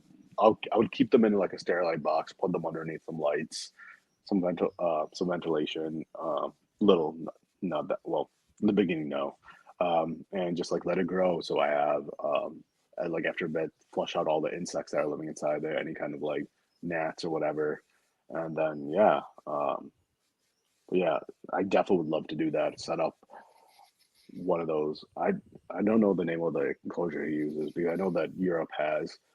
They're so much more advanced when it comes to like some of Hmm. their some of their enclosures, and I have some friends across the pond. They're able to get these custom made glass enclosures for cheap compared to what we get them.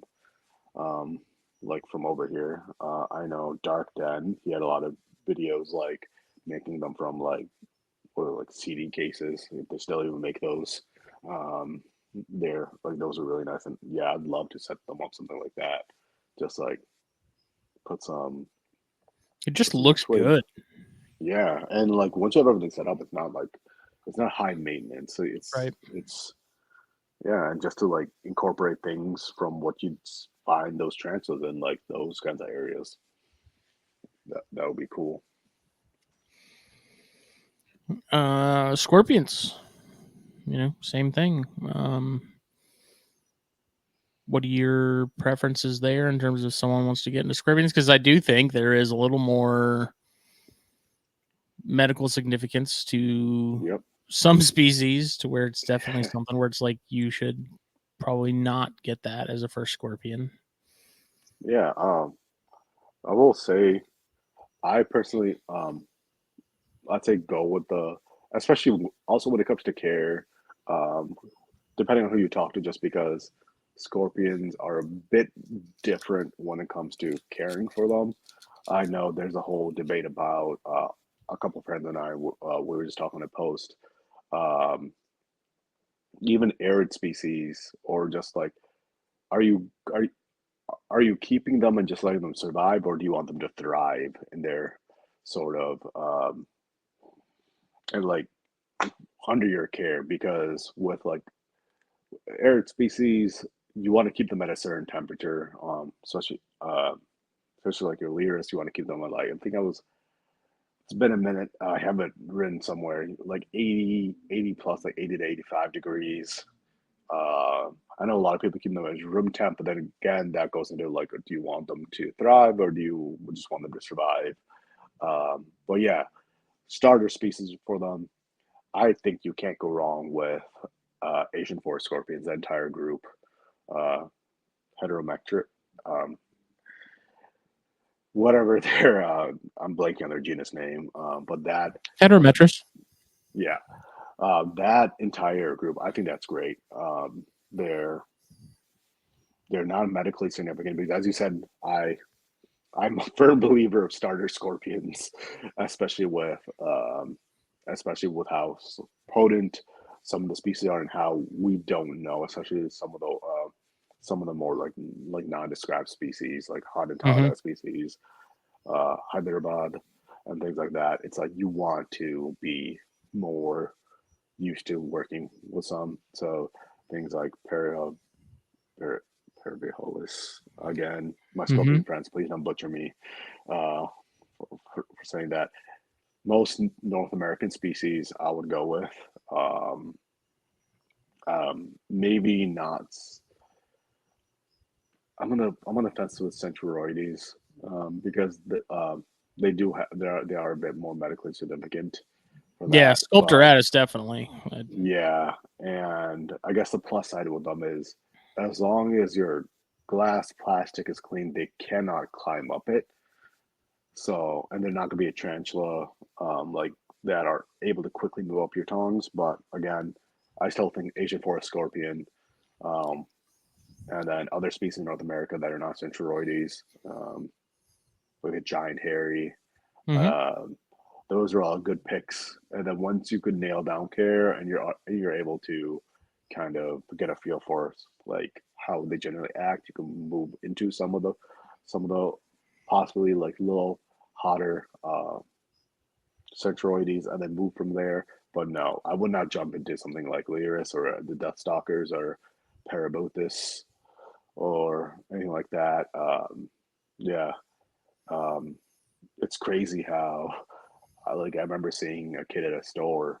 He walked right out with a Deathstalker, and I'm just like, all right, that that's happening. Crazy. Yeah. Um, it's like I get it. Hot scorpions and some hot true spiders, they don't get the same respect that venomous snakes do. But at the same time, I would. I haven't kept venomous snakes. I've worked with venomous snakes in the wild before, but they should definitely be given like at least like the same level of respect when you're working with them. It's like Mm-hmm. worst case scenario, always when you're rehousing a container within a container, um, make sure like they're away from any kids, or if you live with your grandmother or Use your something, make sure tools. they're aware. Yeah, use your tools. Don't free handle scorpions. Well, the more potent The species. serious ones. Yeah. Yeah. But yeah, I think that rounds it out for what I think would be the Asian forest scorpions, the North American species outside of Centroides. Those are generally some great ones to pick, and they're gorgeous too in their own right. There's a wide variety that emperor scorpions, or if you can find them, good luck. Uh, but yeah, what about you? Yeah. So I've never been big on heterometrus or emperors for that matter. Um, I don't really know why. They've never done a whole lot for me. But um, one of the coolest species of scorpion I ever kept out of everything that I did have was dune scorpions, Oh, just Smaringerus messaensis, which is a U.S. species, mm-hmm. and I set mine up. It was a small one. So first of all, like they're definitely not a species that is really like handleable. Like they're very quick, they're very fast for a scorpion, and very flighty and very nervous and very. Mine did not hesitate to throw that Telson at something, stinger. So bear that in mind. But if you're looking for a species that is just incredibly interesting to keep, I had mine set up in a small critter keeper, but I set it up with some of that excavator clay. Nice. And watching, like, I had it sloped to like one side of the critter keeper, right? And so when it started making that burrow, like it was almost like an ant farm. Like I could see the chamber it had made and all that. And it was just such a cool species to watch do their thing. So that would be up there. If we're talking stuff that you're not planning to handle or play with, that would be on the list. I think Centroroides gracilis, the Florida bark scorpions, are a great option because especially if someone's wanting something communal, it's really cool to watch them. They seem to do really well together. If you have a big enough group or you have a definite pair, like broods are pretty much almost guaranteed, which is also a really cool thing to see, especially if you're waiting and the female's gravid, pregnant, whatever you want to call it. And then waking up and seeing all the babies on the back is really interesting. It's really cool to watch that and that whole process. Centroroides vittatus, that's another one that smaller species that isn't medically significant, but still just a cool animal. What else? I'm trying to think of what else I've kept. Those Carolina bark scorpions, so the southern devil scorpions, which is the Vehovis carolinianus. That's a very small species, but they are also really cool, and they can be kept communally as well. The issue I found, and this is something Chris Montross had mentioned to me when I got my group, was that they are cannibalistic, but mostly with babies. So like I had a couple broods at the same time from the group I had, and in a fairly short amount of time, most of those babies were gone, like they had been eaten. So if you're going to do those and you're going to do them communally, I think once you have a female with a brood on her back, the smart thing to do if you're trying to keep that brood around is to separate that female and raise them up separately until they're off her back. Because it just, it was kind of a bummer. Like as adults, they do great together. I didn't have any problems. Oh,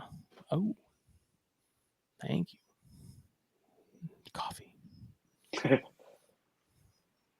are you doing? Talking about scorpions. What are you doing?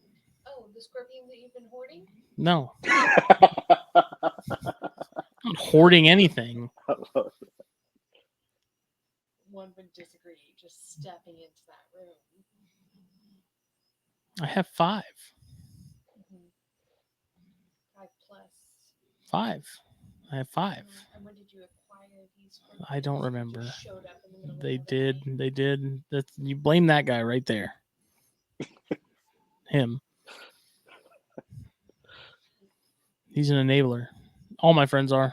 Did he send you the scorpions? No, he didn't. Did you buy the scorpions off Craigslist? No, I didn't get him off Craigslist. Where'd you get I them? don't remember.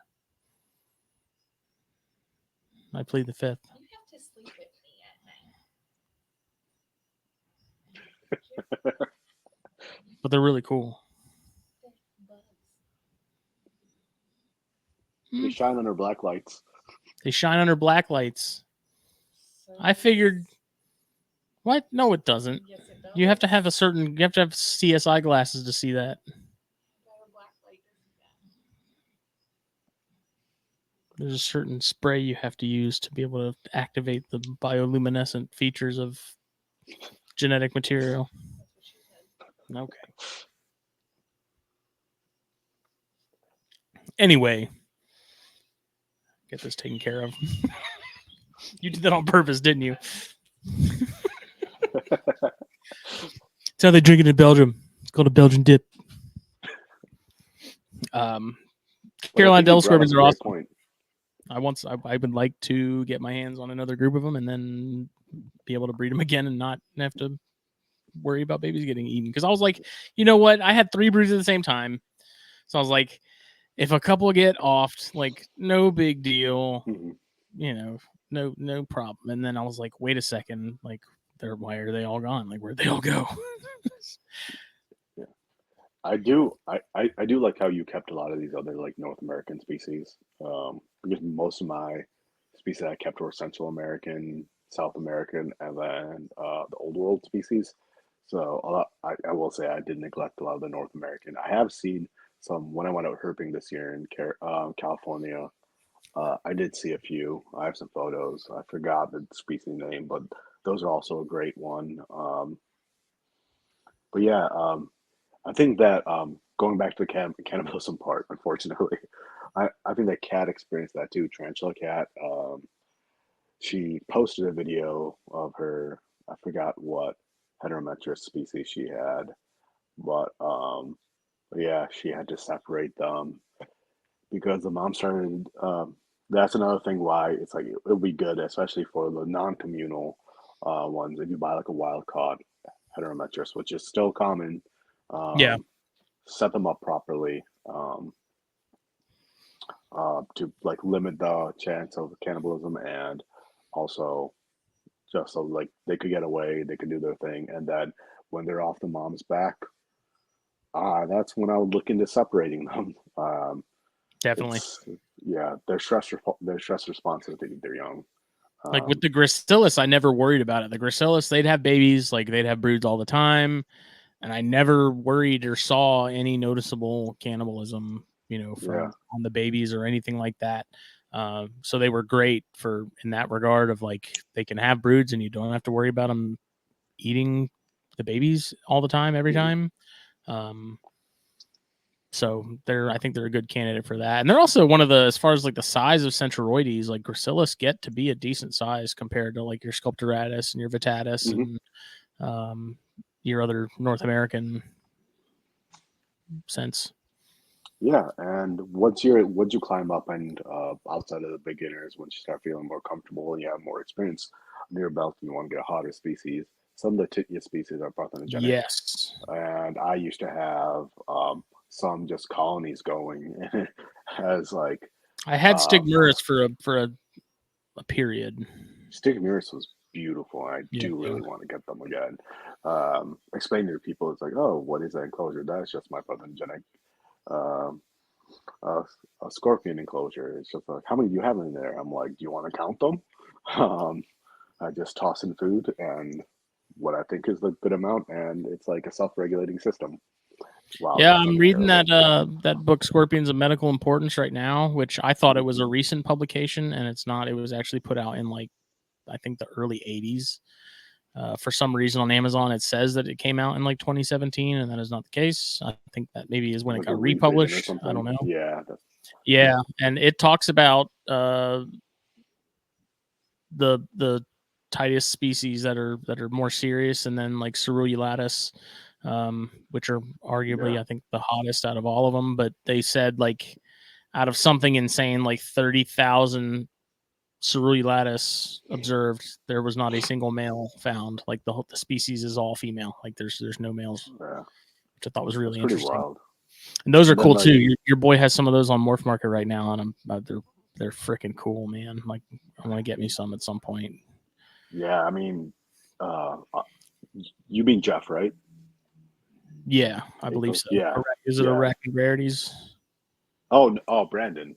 Sorry. Maybe. Let me double check. Brandon's arachnid rarities. He's great. He has tarantulas, scorpions. He breeds, and yeah, he has some great. It's hard to not always peruse his site, but He's got yeah, species that I've never seen before for sale, like and ever. yeah, and then he's someone like we were talking in a group chat about some mislabeled scorpions, like how some people just buy them or get them in, label them whatever they think they are, and move them. But like he's a good reputable person that would go through. Yeah, so It if you're is. looking It is for, Arachnid Rarities. yeah, he's a great guy, great to talk to. Um, yeah, he has. There's some. I believe he still has some Nebo species. on his website. Forgive me, I don't know the common name for those, but those are, ooh, I really do want them, as well as the Hatatata, the Parabuthus. Man, if I could just have like, yeah, I just want all of them at this point. It gets dangerous. Very. I wanted to go to Home Depot this weekend and pick up one of those wire racks uh, they have and just like fill it all up. But I'm an adult and I have to be responsible. It's overrated. Yeah, You know what's crazy too is like there was a point when I was heavy in it and I could get Babycurus jacksoni yeah. without a That problem. species like almost disappeared from the Dude, hobby. I cannot find any for sale. Like I think surely there's someone in the States somewhere keeping them, but for the most part, like they're gone. I think Brandon produced some a year or two ago. I don't remember if that's Jacksoni or Gigas. Um, but Yeah, yeah, Gygus was pretty uncommon when I had the Jacksoni. But I don't yeah, know what it those. was about the Jacksoni and just that brick red color, man, that just Yeah, they're that did it for me. gorgeous. Yeah, that was. Yeah, they're it's seeing. I feel like more so in the invertebrate hobby compared to the reptile hobby. Species come and go a lot faster in the with the inverts. I feel like a lot of people just take them for granted, and then when they're not coming in as imports, Yeah. they just sort of disappear. And they're not and inverts aren't as easy as people think they are to breed. Um, and I think that people tend to forget that or not realize that. And then when the country closes off imports or they become harder to find, then you're kind of SOL. Like Yeah, man, those like go if ahead. only I had the knowledge that like I did. I mean, like if I only knew like how uncommon some species would be back Mm-hmm. then, I would hoard them all. I would, yeah, things I would do Hindsight's 2020, differently. buddy. Yeah. Those Hottentotta Fraswerneri, dude, that black and Ooh, those yellow are just gorgeous. that ticks all the boxes for me. I never kept any of that genus either. You need a Hatatata is amazing. I know that Keller in the chat he posted Gentilly. Gen, uh, again, I need to brush up on my Yeah. scorpion scientific names, and I had the Zizclade actually for Brandon. I like I like the Zizclade a bit more because the young had a more white colored or light colored appendages. Um, and they would then get black, just like the type species. But yeah, no, they're Hatatata. It's gorgeous. I was always enamored by the fact um, where my mom grew up. Hatatata is one of the more um, species that like sting the most people. They are a species of like medical significance, Mm-hmm. but something about them being able to see them in the wild and keeping them in captivity, uh, or like having them as pets is it scratched that itch in my reptile brain. Is that a Yeah. saying? But, That is something that I find interesting too, is like how you can have a genus like Centruroides and Titus, and for the most part, like a majority of the species in that genus aren't considered medically significant or they're of minimal medical significance. But then you have like one or two species in that group that are just like full throttle, yeah, like much more serious, like Gracilis compared to Sculpturatus and Centruroides. So the Arizona bark scorpions, which is Sculpturatus, and then your Gracilis, which is your Florida barks. Like there's a night and day difference in terms of the toxicity of those. Like Arizona barks yeah, are, as far as I know, the only scorpion in the U.S. that is cause fatalities. mm-hmm. And granted, it was again, it's just like with a lot of the other really toxic stuff. It's like children and elderly are the most at risk in terms of seriously negative outcomes. That book that I also mentioned, they talk about how, from what I've read with a lot of the androgynous and Leurus and Titus, like Cerulli lattice in particular, children were almost always the bulk of the fatalities with those envenomations, unfortunately. But you know, there's again, just like with snakebite, man, there's so many variables involved with that whole thing in terms of like size, comorbidities, things like that. Like, it's hard to pin down for sure. If I got stung by a Sculpturatus, like, it would definitely suck. I highly doubt it would kill me. Yeah. But I'm also 6'4" and 265 pounds. Like, I don't think it would. However, my 11-year-old, who's like 95 pounds soaking wet, if that, it would be a much different story. It would be yeah. I got a lot of a good point. But then you also bring in a good point, because we have some undescribed species of like Tytius or Tidius, I don't even know, that are not described, that we don't know the medical significance of. Just because you can't find any medical or any kind of information on the internet about them, that doesn't, you shouldn't go in thinking that they're harmless.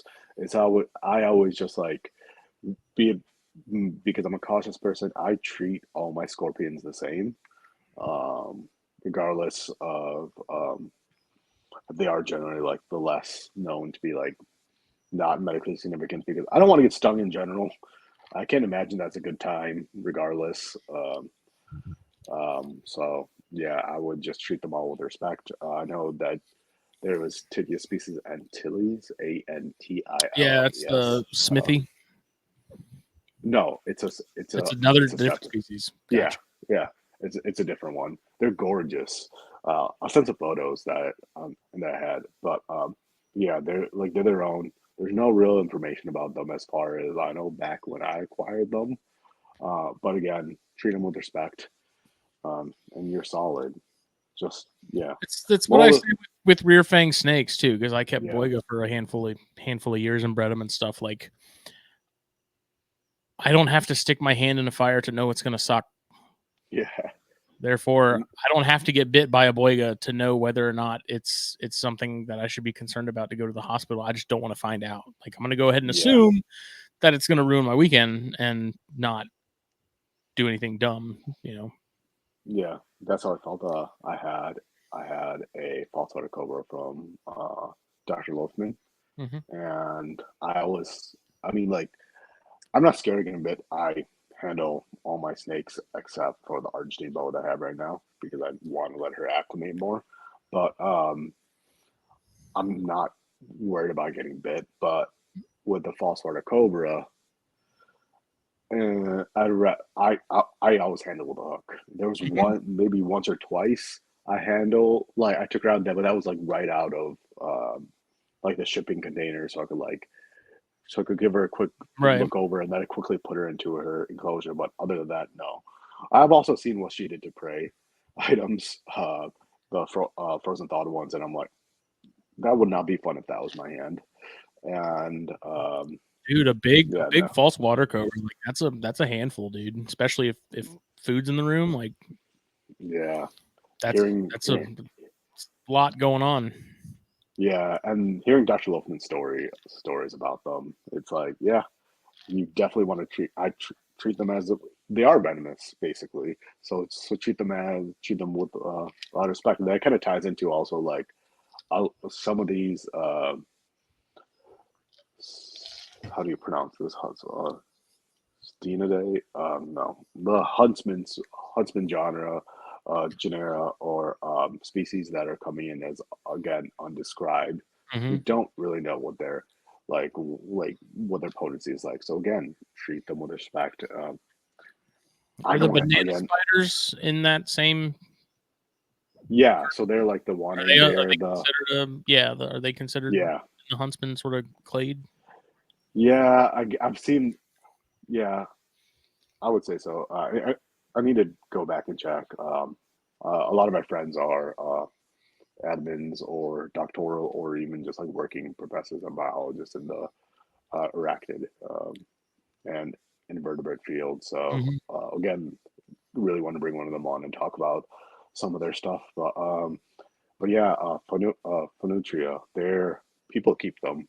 I'm not sure how common they are anymore, but yeah, that's one species that was not as much as I loved them. I don't think I would keep them just because um, really fast, medically significant spider. Yeah. That display is gorgeous, though. I'll be more enamored than anything else. Well, actually, I'll be kind of freaked out. But uh, something about a something about a true spider giving a thread display is more off-putting than a tarantula giving a thread display. But yeah, I kept. But things like widows were fine. Mhm. Loxalis, so the recluses were fine. They were cool. They could be kept communally too. Um, but yeah, Do you ever keep any I'll take. androgynous? Yes, I had a list somewhere of the ones that I kept. But yeah, I kept a few. I kept more Parabuthus, but I kept like Australis. There was I think two color forms I kept, Mhm. and then one or two more species that I got. I think Um, bicolor is my favorite out of all of them. I've kept a couple really, bicolor. yeah, those are. I think when I was placed, because I placed one massive order for a lot of scorpions, and a lot of them were Parabuthus, like Granulatus, Velocis Orange. I don't know. Orange. Um, they're the Velocis with like orange appendages, Yeah, orange legs. there's some on Morph Market right now. I just saw them Yeah, in. those were stunning. There's Transvolicus were great. I was kind of enamored with those, especially. It's like they can spray venom. Mhm. I know a lot of people say they've never seen their spray venom, but if I would highly recommend wearing some sort of glasses when rehousing them and stuff. Maybe just to exercise caution and stuff with them. Mhm. But they're great. I have some feeding videos I still have on my phone of them just going to town, taking down prey items over there. Man, I But love androgynous. It's just that's those and centroides are probably my two you, favorite. have you kept Parabuthus? I had a Transvalicus for a Okay. little bit. There's just something about the build of androgynous that I just love. Like, there's just something about that, like, just tiny, like, not tiny because they're not that small of a species, but Yeah. like that tank. They have like just a tankness to them, man. Like the thick tail. Like, there's a reason they call them thick tails. But I Yeah. just like they just look badass. Like, in terms of a scorpion, that like if you laid eyes on it, you're like, that thing looks like it could drop me. It's like androgynous are gonna be it. Yeah. You know, it's um I love how again, like I had Australis, I had bicolor. I feel like there's another species I kept that I just can't think of right now. Maybe not. It's also going back a ways.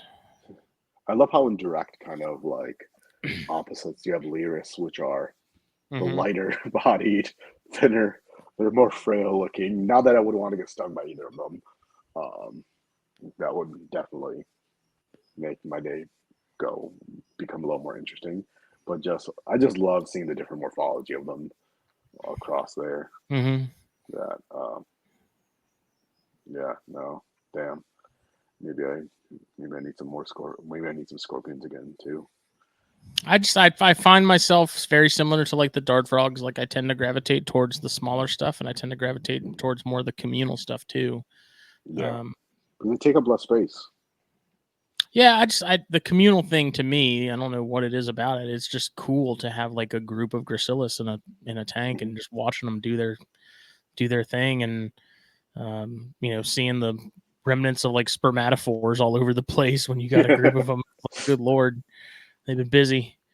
Yeah. Uh, it's cool because it was the same with the Arizona barks. Like that's another species that does great in groups. Hmm. That's how I bred mine. They were a lot of fun. Like, broods all the time. It was just cool. Yeah. They were definitely underrated. It was hard to move some of the babies, but yeah, you'd find people who really enjoyed them, and it was great connecting with them and spreading the black scorpion love. Mm-hmm. Yeah, I need to get another group of the Carolinianus, so I can sort of restart with those. I just Yeah, got to get someone that'd be upstate cool. to send me some. Going a herping trip up there.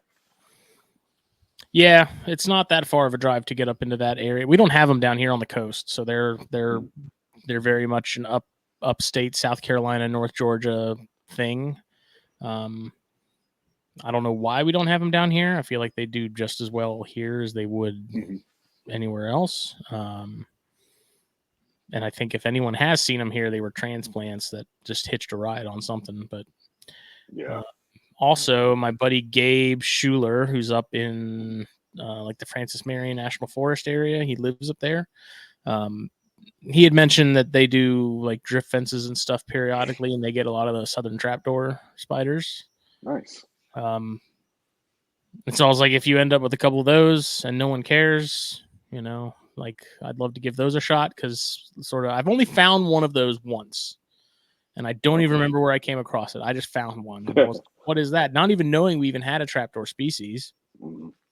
and I kept it for a bit too, and it was awesome. It made a burrow, it made a door, and did all the things trapdoors do, and looking at them, you know, again recently after talking to Gabe about them, I was like, man, that's like the closest thing to a tarantula we have. Like those things are really cool. I was like, Yeah, like to get, you know, one or two of them just to have, and if I can somehow find a pair, I feel like that would be an interesting species to try and breed. yeah, definitely. So trapdoors.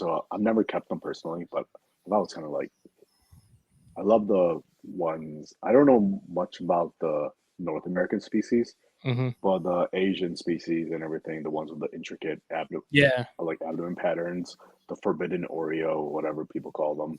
Uh, they're like those look pretty cool. Whenever Tom Patterson had them in stock, he would post photos of them. I'm like tempting, but at that point in time, I already had enough fossorial species.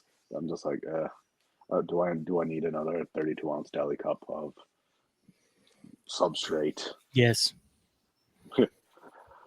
But You want to get into substrates because I know that's kind of what we meant to yeah, sort of get I'm into at least a kind little of bit. curious to hear some of your takes on substrate and your just the evolution of what you used in the beginning and what you do, like what you use now, or if you use now that you have a smaller collection, you'll use more of the commercially available stuff, or because I can't imagine like it would be just like space efficient to if you have a larger collection, just like being able to make your own and Right. having a lot in the one hand that would like that makes sense. But if you have like a small handful of tarantulas, then obviously buying pre-made stuff Mm-hmm. will be more space efficient. Yeah, that's what I've done recently with the small group I have now. I got that Zoomed plant soils or Reptisoil stuff that I had mentioned before. In the very beginning, if it was desert species like Androctonus or something, like those were being kept on sand. And then if it Mhm. was really anything else, it was being kept on eco earth,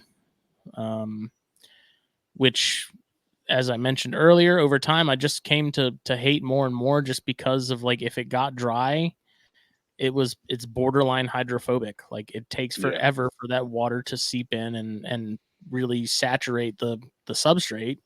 Um, which if you're dealing with adult size stuff, like it's really no big deal. But if you're dealing with slings, like it's a massive pain because then you have to worry about, you have to make sure that water gets into that stuff and does its job and doesn't drown the baby. uh, then I think at the point where I was keeping, if I had like fossorial stuff like your cobalt blues, I was using either just peat moss or topsoil, maybe some sort of mix of the two. Um, and then it kind of evolved with the eco earth of like, I found that if you mixed it with some sand. That definitely helps with the drainage and helps it drain a little faster. So I made a mix that would probably be like 1 part sand to 2 parts of the Eco Earth, and it seemed to help a lot as far as drainage goes when you would sort of wet it down and saturate it.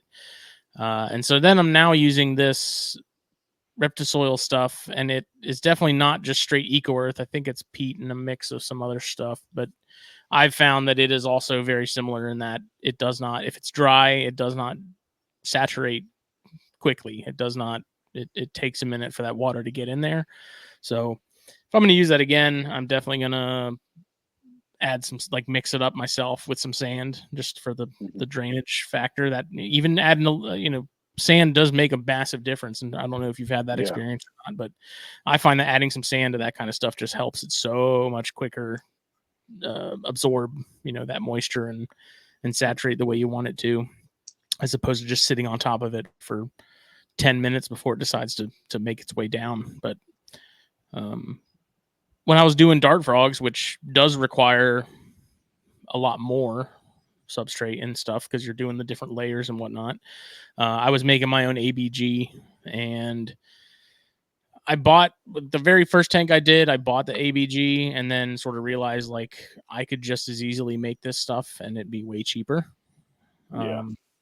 Instead of buying it in these small bags where I had to spend $60 to get 1 tank done, I could go to Lowe's and get the same ingredients and mix them myself in whatever ratio I'd want to, and make like a wheelbarrow full of it for less than $60. Yeah. And when I used that for the frogs, man, it worked great. I did a mix of, it was some sand. I took some lump charcoal, so not the briquette stuff, but like the natural charcoal. Took a hammer to it, crushed it up, so it was in the mix as well. What else was I putting in there? I'd put a little bit of Eco Earth in there if I had some on hand. Topsoil, some sphagnum moss. I had some of that paper, like pulp bedding that you use for like rodents. I included a little bit of that in the mix just to for something to kind of break down for microfauna and stuff to munch on and the plants to get something out of. And then I'd add a little bit of cypress mulch in there too, just to kind of, again, help with have something there to like break down over time and sort of add some nutrients and stuff into the soils and whatnot. And not a ton, but just enough to kind of be there. And that worked great. And I've used that for multiple tanks with frogs and never had any issues with it. Everything seemed to do great. Yeah, man, that sounds, well, I don't use exactly like some of the things that you use, but I went through that natural progression of kind of switching up to, I used to grow a lot of plants like aeroids and tropical plants, so I was experimenting with substrate mixes. What's the best? The sand is a great idea. Unfortunately, I didn't get into that until a very later stages. I know we shared our grapes of vermiculite. That was one of at first I used cocoa fiber, cocoa cord. That was, as we said, it was a pain. I always found myself when I was trying to re-wet it, put some water in the enclosure. Sometimes when it dried out too much, it would go directly, because like how with cocoa cord it would dry in one piece, and then when I put the water in, the substrate would kind of like float on the top, and there'd be like water on the bottom. Yeah.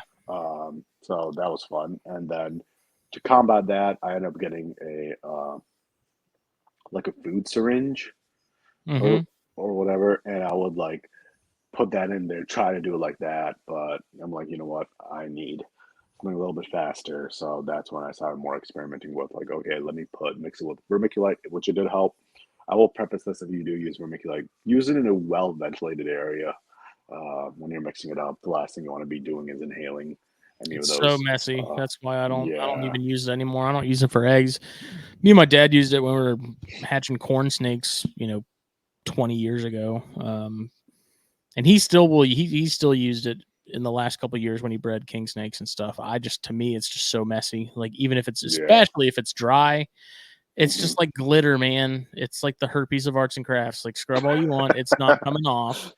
It's just it's terrible, and I hate using it. Like I have a bag that's been floating around the back of my car for like 2 or 3 years because my dad had some. He's like, "Here, you want this for eggs?" And I was like, "Sure." And I need to just throw it away because I just don't use that stuff. I don't. It drives me nuts. It's so messy. If it's wet, it's messy. If it's dry, it's messy. I don't see the value in it. There's plenty of options now for incubation media and stuff to where I don't feel like vermiculite is really necessary anymore. But that's just me. Yeah, I did. Because I bought one of those huge bags of vermiculite from like a garden supply thing, so I always kind of used it on hand. But then I slowly evolved into using like I bought one of those big bags of peat moss too, and then I would buy topsoil. I use this when I was in Chicago. I use the Scott's brand topsoil. However, I will preface this again by saying know what's in a lot of these companies that do bag topsoils. They bag it locally or near your area, so the contents could depend. Like I know when I moved to Central Illinois, I could not use Scott's topsoil brand because there was fertilizer pellets inside there. The same brand, same bag, Yeah. and so that's something to be pretty cognizant of. So then I had to find a different topsoil brand. But anyways, I spent a lot of time just varying, playing the mad scientist role, um, mixing different part. Like I did like because I didn't want too much of topsoil because it gets heavy when you're moving, like when you're moving Yeah. an enclosure. Yeah. And so I would do like 3 parts peat moss, 1 part topsoil, a half a part of vermiculite, or I'd use like cocoa fiber, mainly cocoa fiber with some peat moss and and then some topsoil. The peat moss mainly to like break up the kind of like to break up the uniformity of particle size, basically. And I was messing around. I don't think I came to one kind of conclusion. I guess like Tom Moran mentioned in one of his episodes that there's rough measurements of everything, and you're always kind of changing Mm-hmm. stuff anyway. So yeah, I did incorporate. There was a phase where more people. I remember reading arachno boards where where for a tropical species they would use vermiculite on the bottom, like a little like a half inch or inch of vermiculite to, and then fill that reservoir like to get it good and soaking wet. So then it slowly goes through like through the what do you call it, like the capillary effect goes through the substrate and keeps it moist for Yeah. longer. And then some people switched that and used cocoa ball. Not cocoa balls. What am I saying? The clay balls, the like leca or Yeah. whatever. Yeah. They did that, and then I don't think really anybody does that anymore. I know I stopped doing that after a couple because I'm just like, all right, you know what? I'll just deal with this. But yeah, Yeah. I think I just went through because at that point in time, when I started using topsoil, I had quite a decent amount of spiders and scorpions at the time, so it would always it was beneficial to buy in bulk. And before what I did, just for peace of mind, because I'm always extremely wary about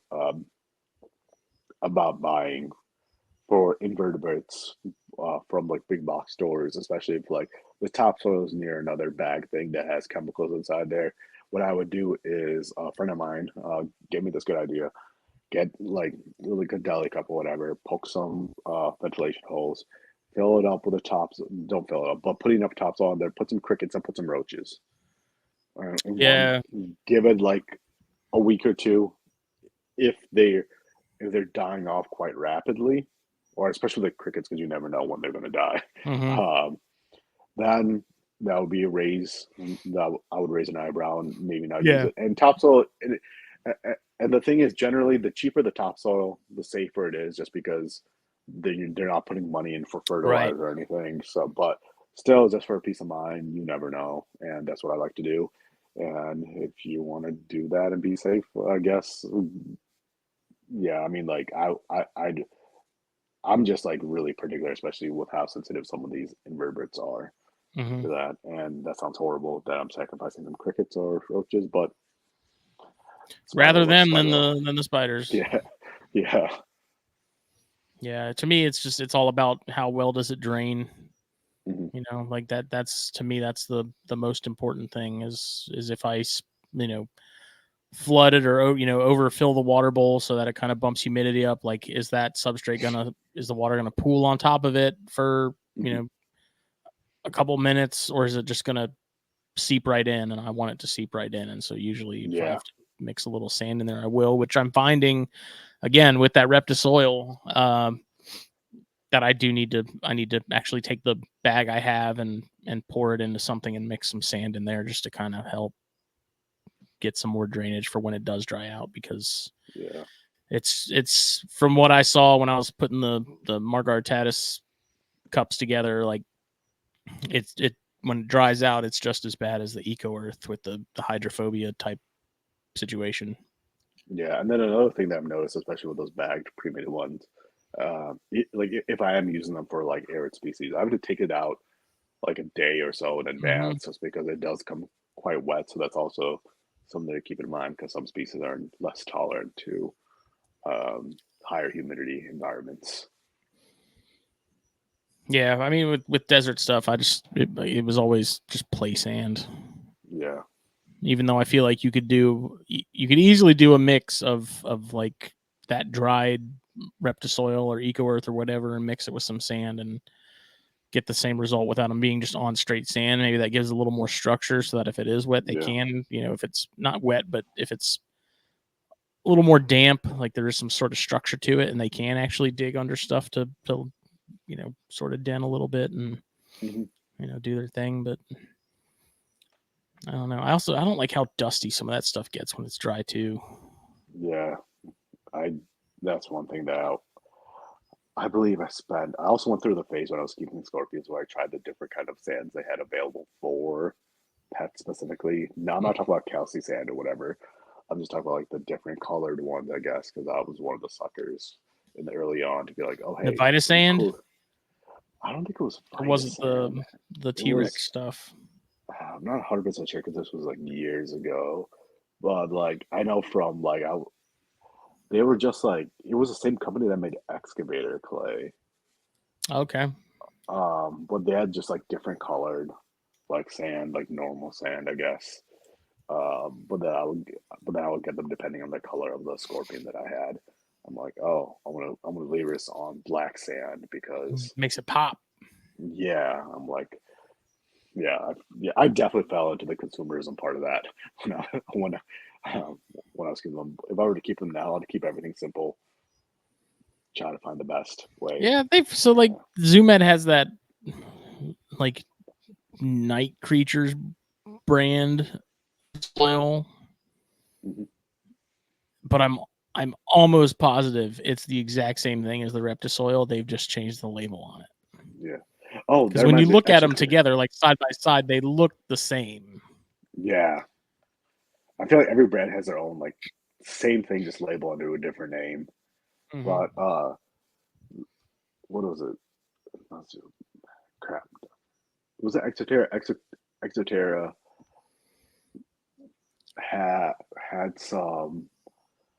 One of the things was like a desert ochre kind of mix that Mm-hmm. like had pieces of clay. Do you know what I'm talking about? I think I do.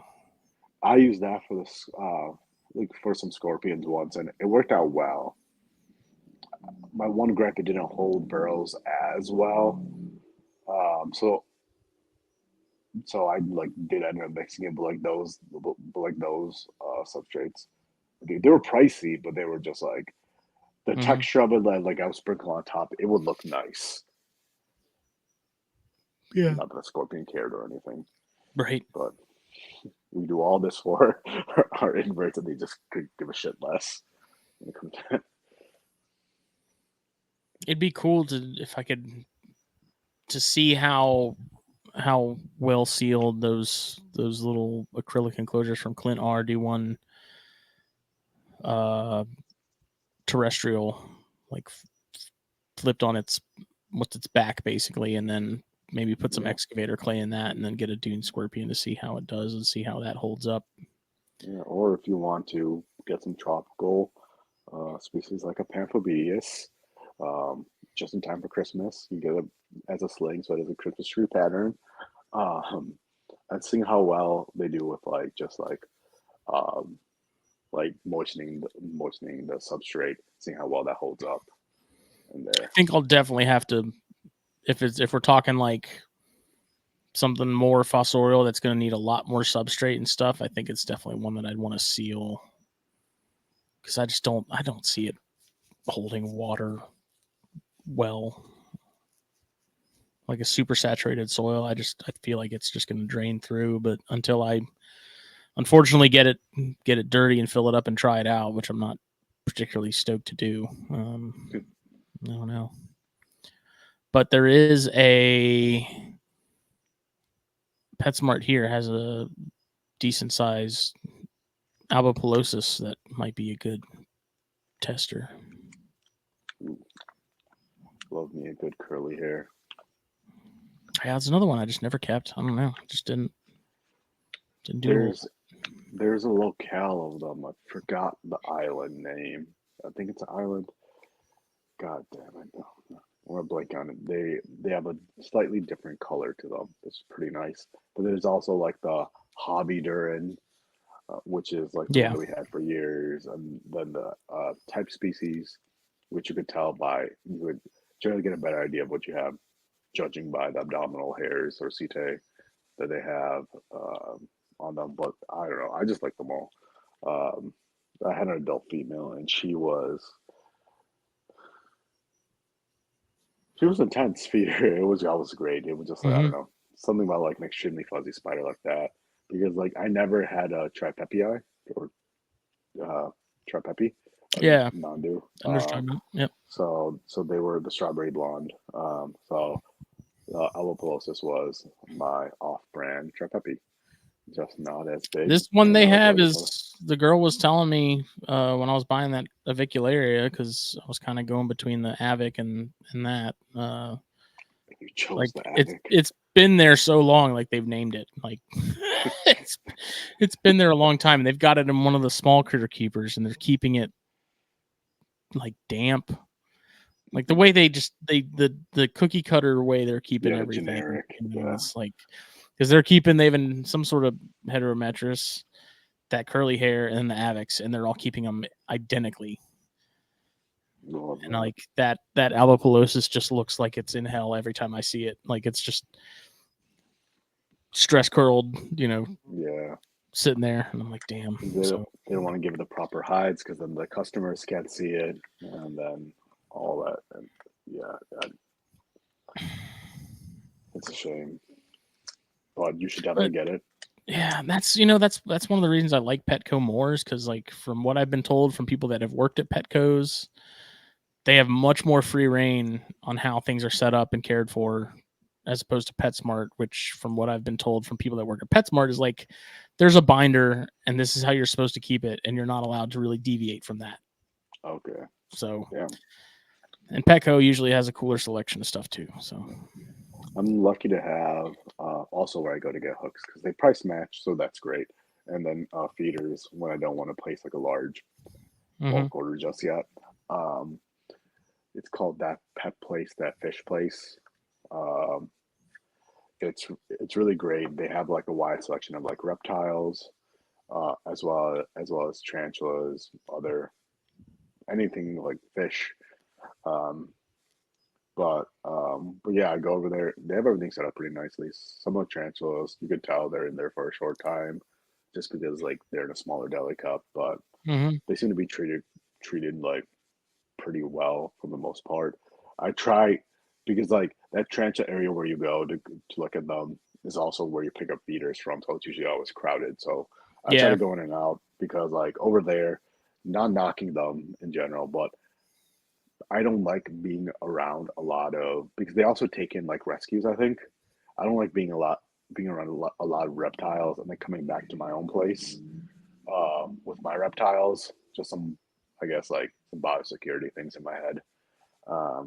But yeah, they have some interesting tarantula species. They keep the moats too for some of them. So if you wanted to look at them, before purchasing them, That's a good idea. so you could get us like sex on them. Then you can, and they're not worried about you being able to see the tarantulas because they'll have a photo of it, I believe. Hmm. But they also set them up kind of properly. They give you like ideas for exoteras and stuff, so it's really quite Yeah. nice. Yeah, I wish I want circular to. prices were a I bit want to better. do a whole episode on sexing Yeah, that would because be. I'm not good at it. Like I see people post pictures and I see the comments of people saying, "Oh, that's a male, that's a female," and then I don't know. I always feel like maybe I'm just looking at the wrong thing. Because I remember Yeah, I trying could to get. do it years ago with molts, and I really struggled because I was like, I think it's actually gotten easier because maybe some people have had a better way of sort of pointing out exactly what you're supposed to be looking for as compared to like mid aughts or mid 2000s. But Mhm. um, I don't know. I just like people are so quick. They're like male, female, female, male. I'm like, what are we looking at? Yeah, but with some species I'm better at than others. Like I've become more accustomed to like the larger New World Mhm. terrestrials. Um, Other species depend on the color they are, or just well, yeah. The Poecilotheria I always get, or just I always like to preface my because I'm not like a wizard when it comes to sexing them. Yeah, Someone asks right. me, I say like, so like I would just say like I'll preface with saying I think it's this. If you want to get a second opinion, unless I have a molten hand, because ventral sexing is one thing where I'm like I don't get everything 100% of the time, maybe like 80% of the time. I know I sent a friend Pamphobedius affinis, Nigrocolor affinis too, um, and I sold it to him as a female, and like a year or so later, he's like, it matured out into a male. And I was like, oh shit, I'm sorry about that. And yeah, so I feel much more confident with the molten hand. Smaller molts now, I know a lot more people are getting those like Amazon microscopes to kind of sex them. I've seen Yeah, the some little people, jeweler's loops. Or are they using yeah, like full bore microscopes? um, those ones that could attach to your phone or something like that. Oh, That okay. you're they're able to like save photos too. But Mm-hmm. yeah, at that end, I know there's groups out there dedicated to specific genera. They have like photos on their file section of the difference, like of the molts throughout the sizes of the different species. I think your AirPods died.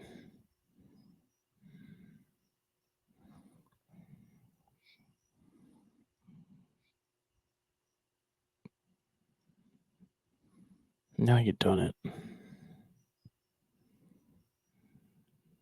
Nope. There you go.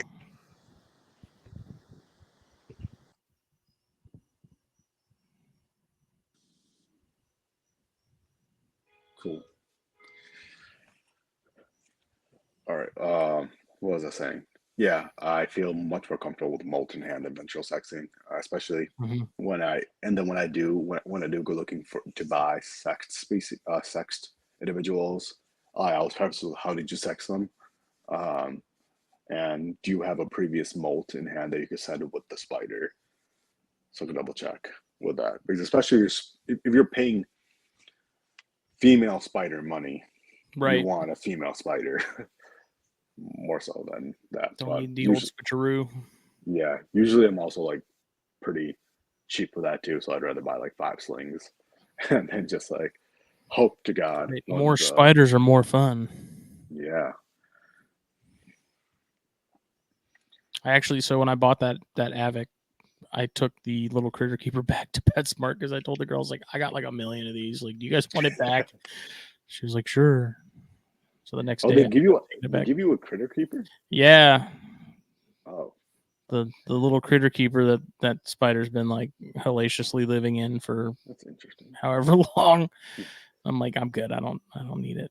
I've seen some photos before in some groups. It's like you know those like how do you describe them? You know those Munchkin cardboard boxes you get from Mm-hmm. like Dunkin' Donuts, like how they sometimes put like mice and stuff inside them or whatever.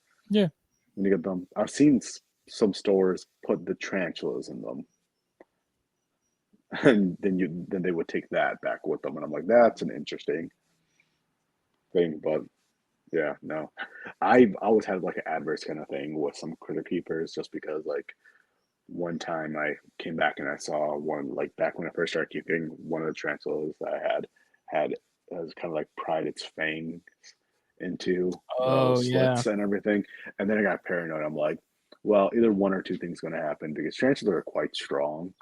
Um, they will break off a piece of that, or their fangs could break off, Mm-hmm. and I would rather not do that. I've had like tarantulas lose their fangs through a molting thing and having to create like a cricket soup kind of thing before, Oh god. and I do not want to do that again. Yeah. Not the best thing. Pass. Yeah, things you do for your spiders. That's right. Is there anything else? I think we got We into covered all the points. most of what we wanted to get into. Yeah, I know that for everyone that's listening, we have some great guests lined up in the future too. So it'd be very cool to hear their takes and their inputs on the certain species or genera they focus on. And yeah, I'm really excited for that. Me as well. This episode, as always, brought to you by fullofisapparel.com. Shirts, hats, mugs, bookmarks, hoodies. The giveaway is going on now until October 8th. So if you were listening to this, go to the Facebook page or the Instagram account at Full of Use Apparel and go ahead and do all the things to enter into that. Pick any 3 things off the website, and they are yours, shipped and all. Snakes and Stogies is happening Monday, as far as I know. I don't think there's any holidays going on. I don't know. I can't keep up with them anymore. But yeah, at some point, I know we've talked about seeing if we can get Phil on here to sort of talk about some of the like keeping venomous and how he keeps the his death stalkers and drunkenness in the past and things like that. So maybe we can make that happen here soon. Yeah, that would be cool to hear how he keeps, what his approach is to hot scorpions, seeing as he keeps venomous snakes. Yeah, and his desert stuff, because he's very much into the deserty Middle Eastern, sub-Saharan African stuff. So curious to hear how he's kept those. So we appreciate it, everybody. Thanks for listening. We will catch y'all later.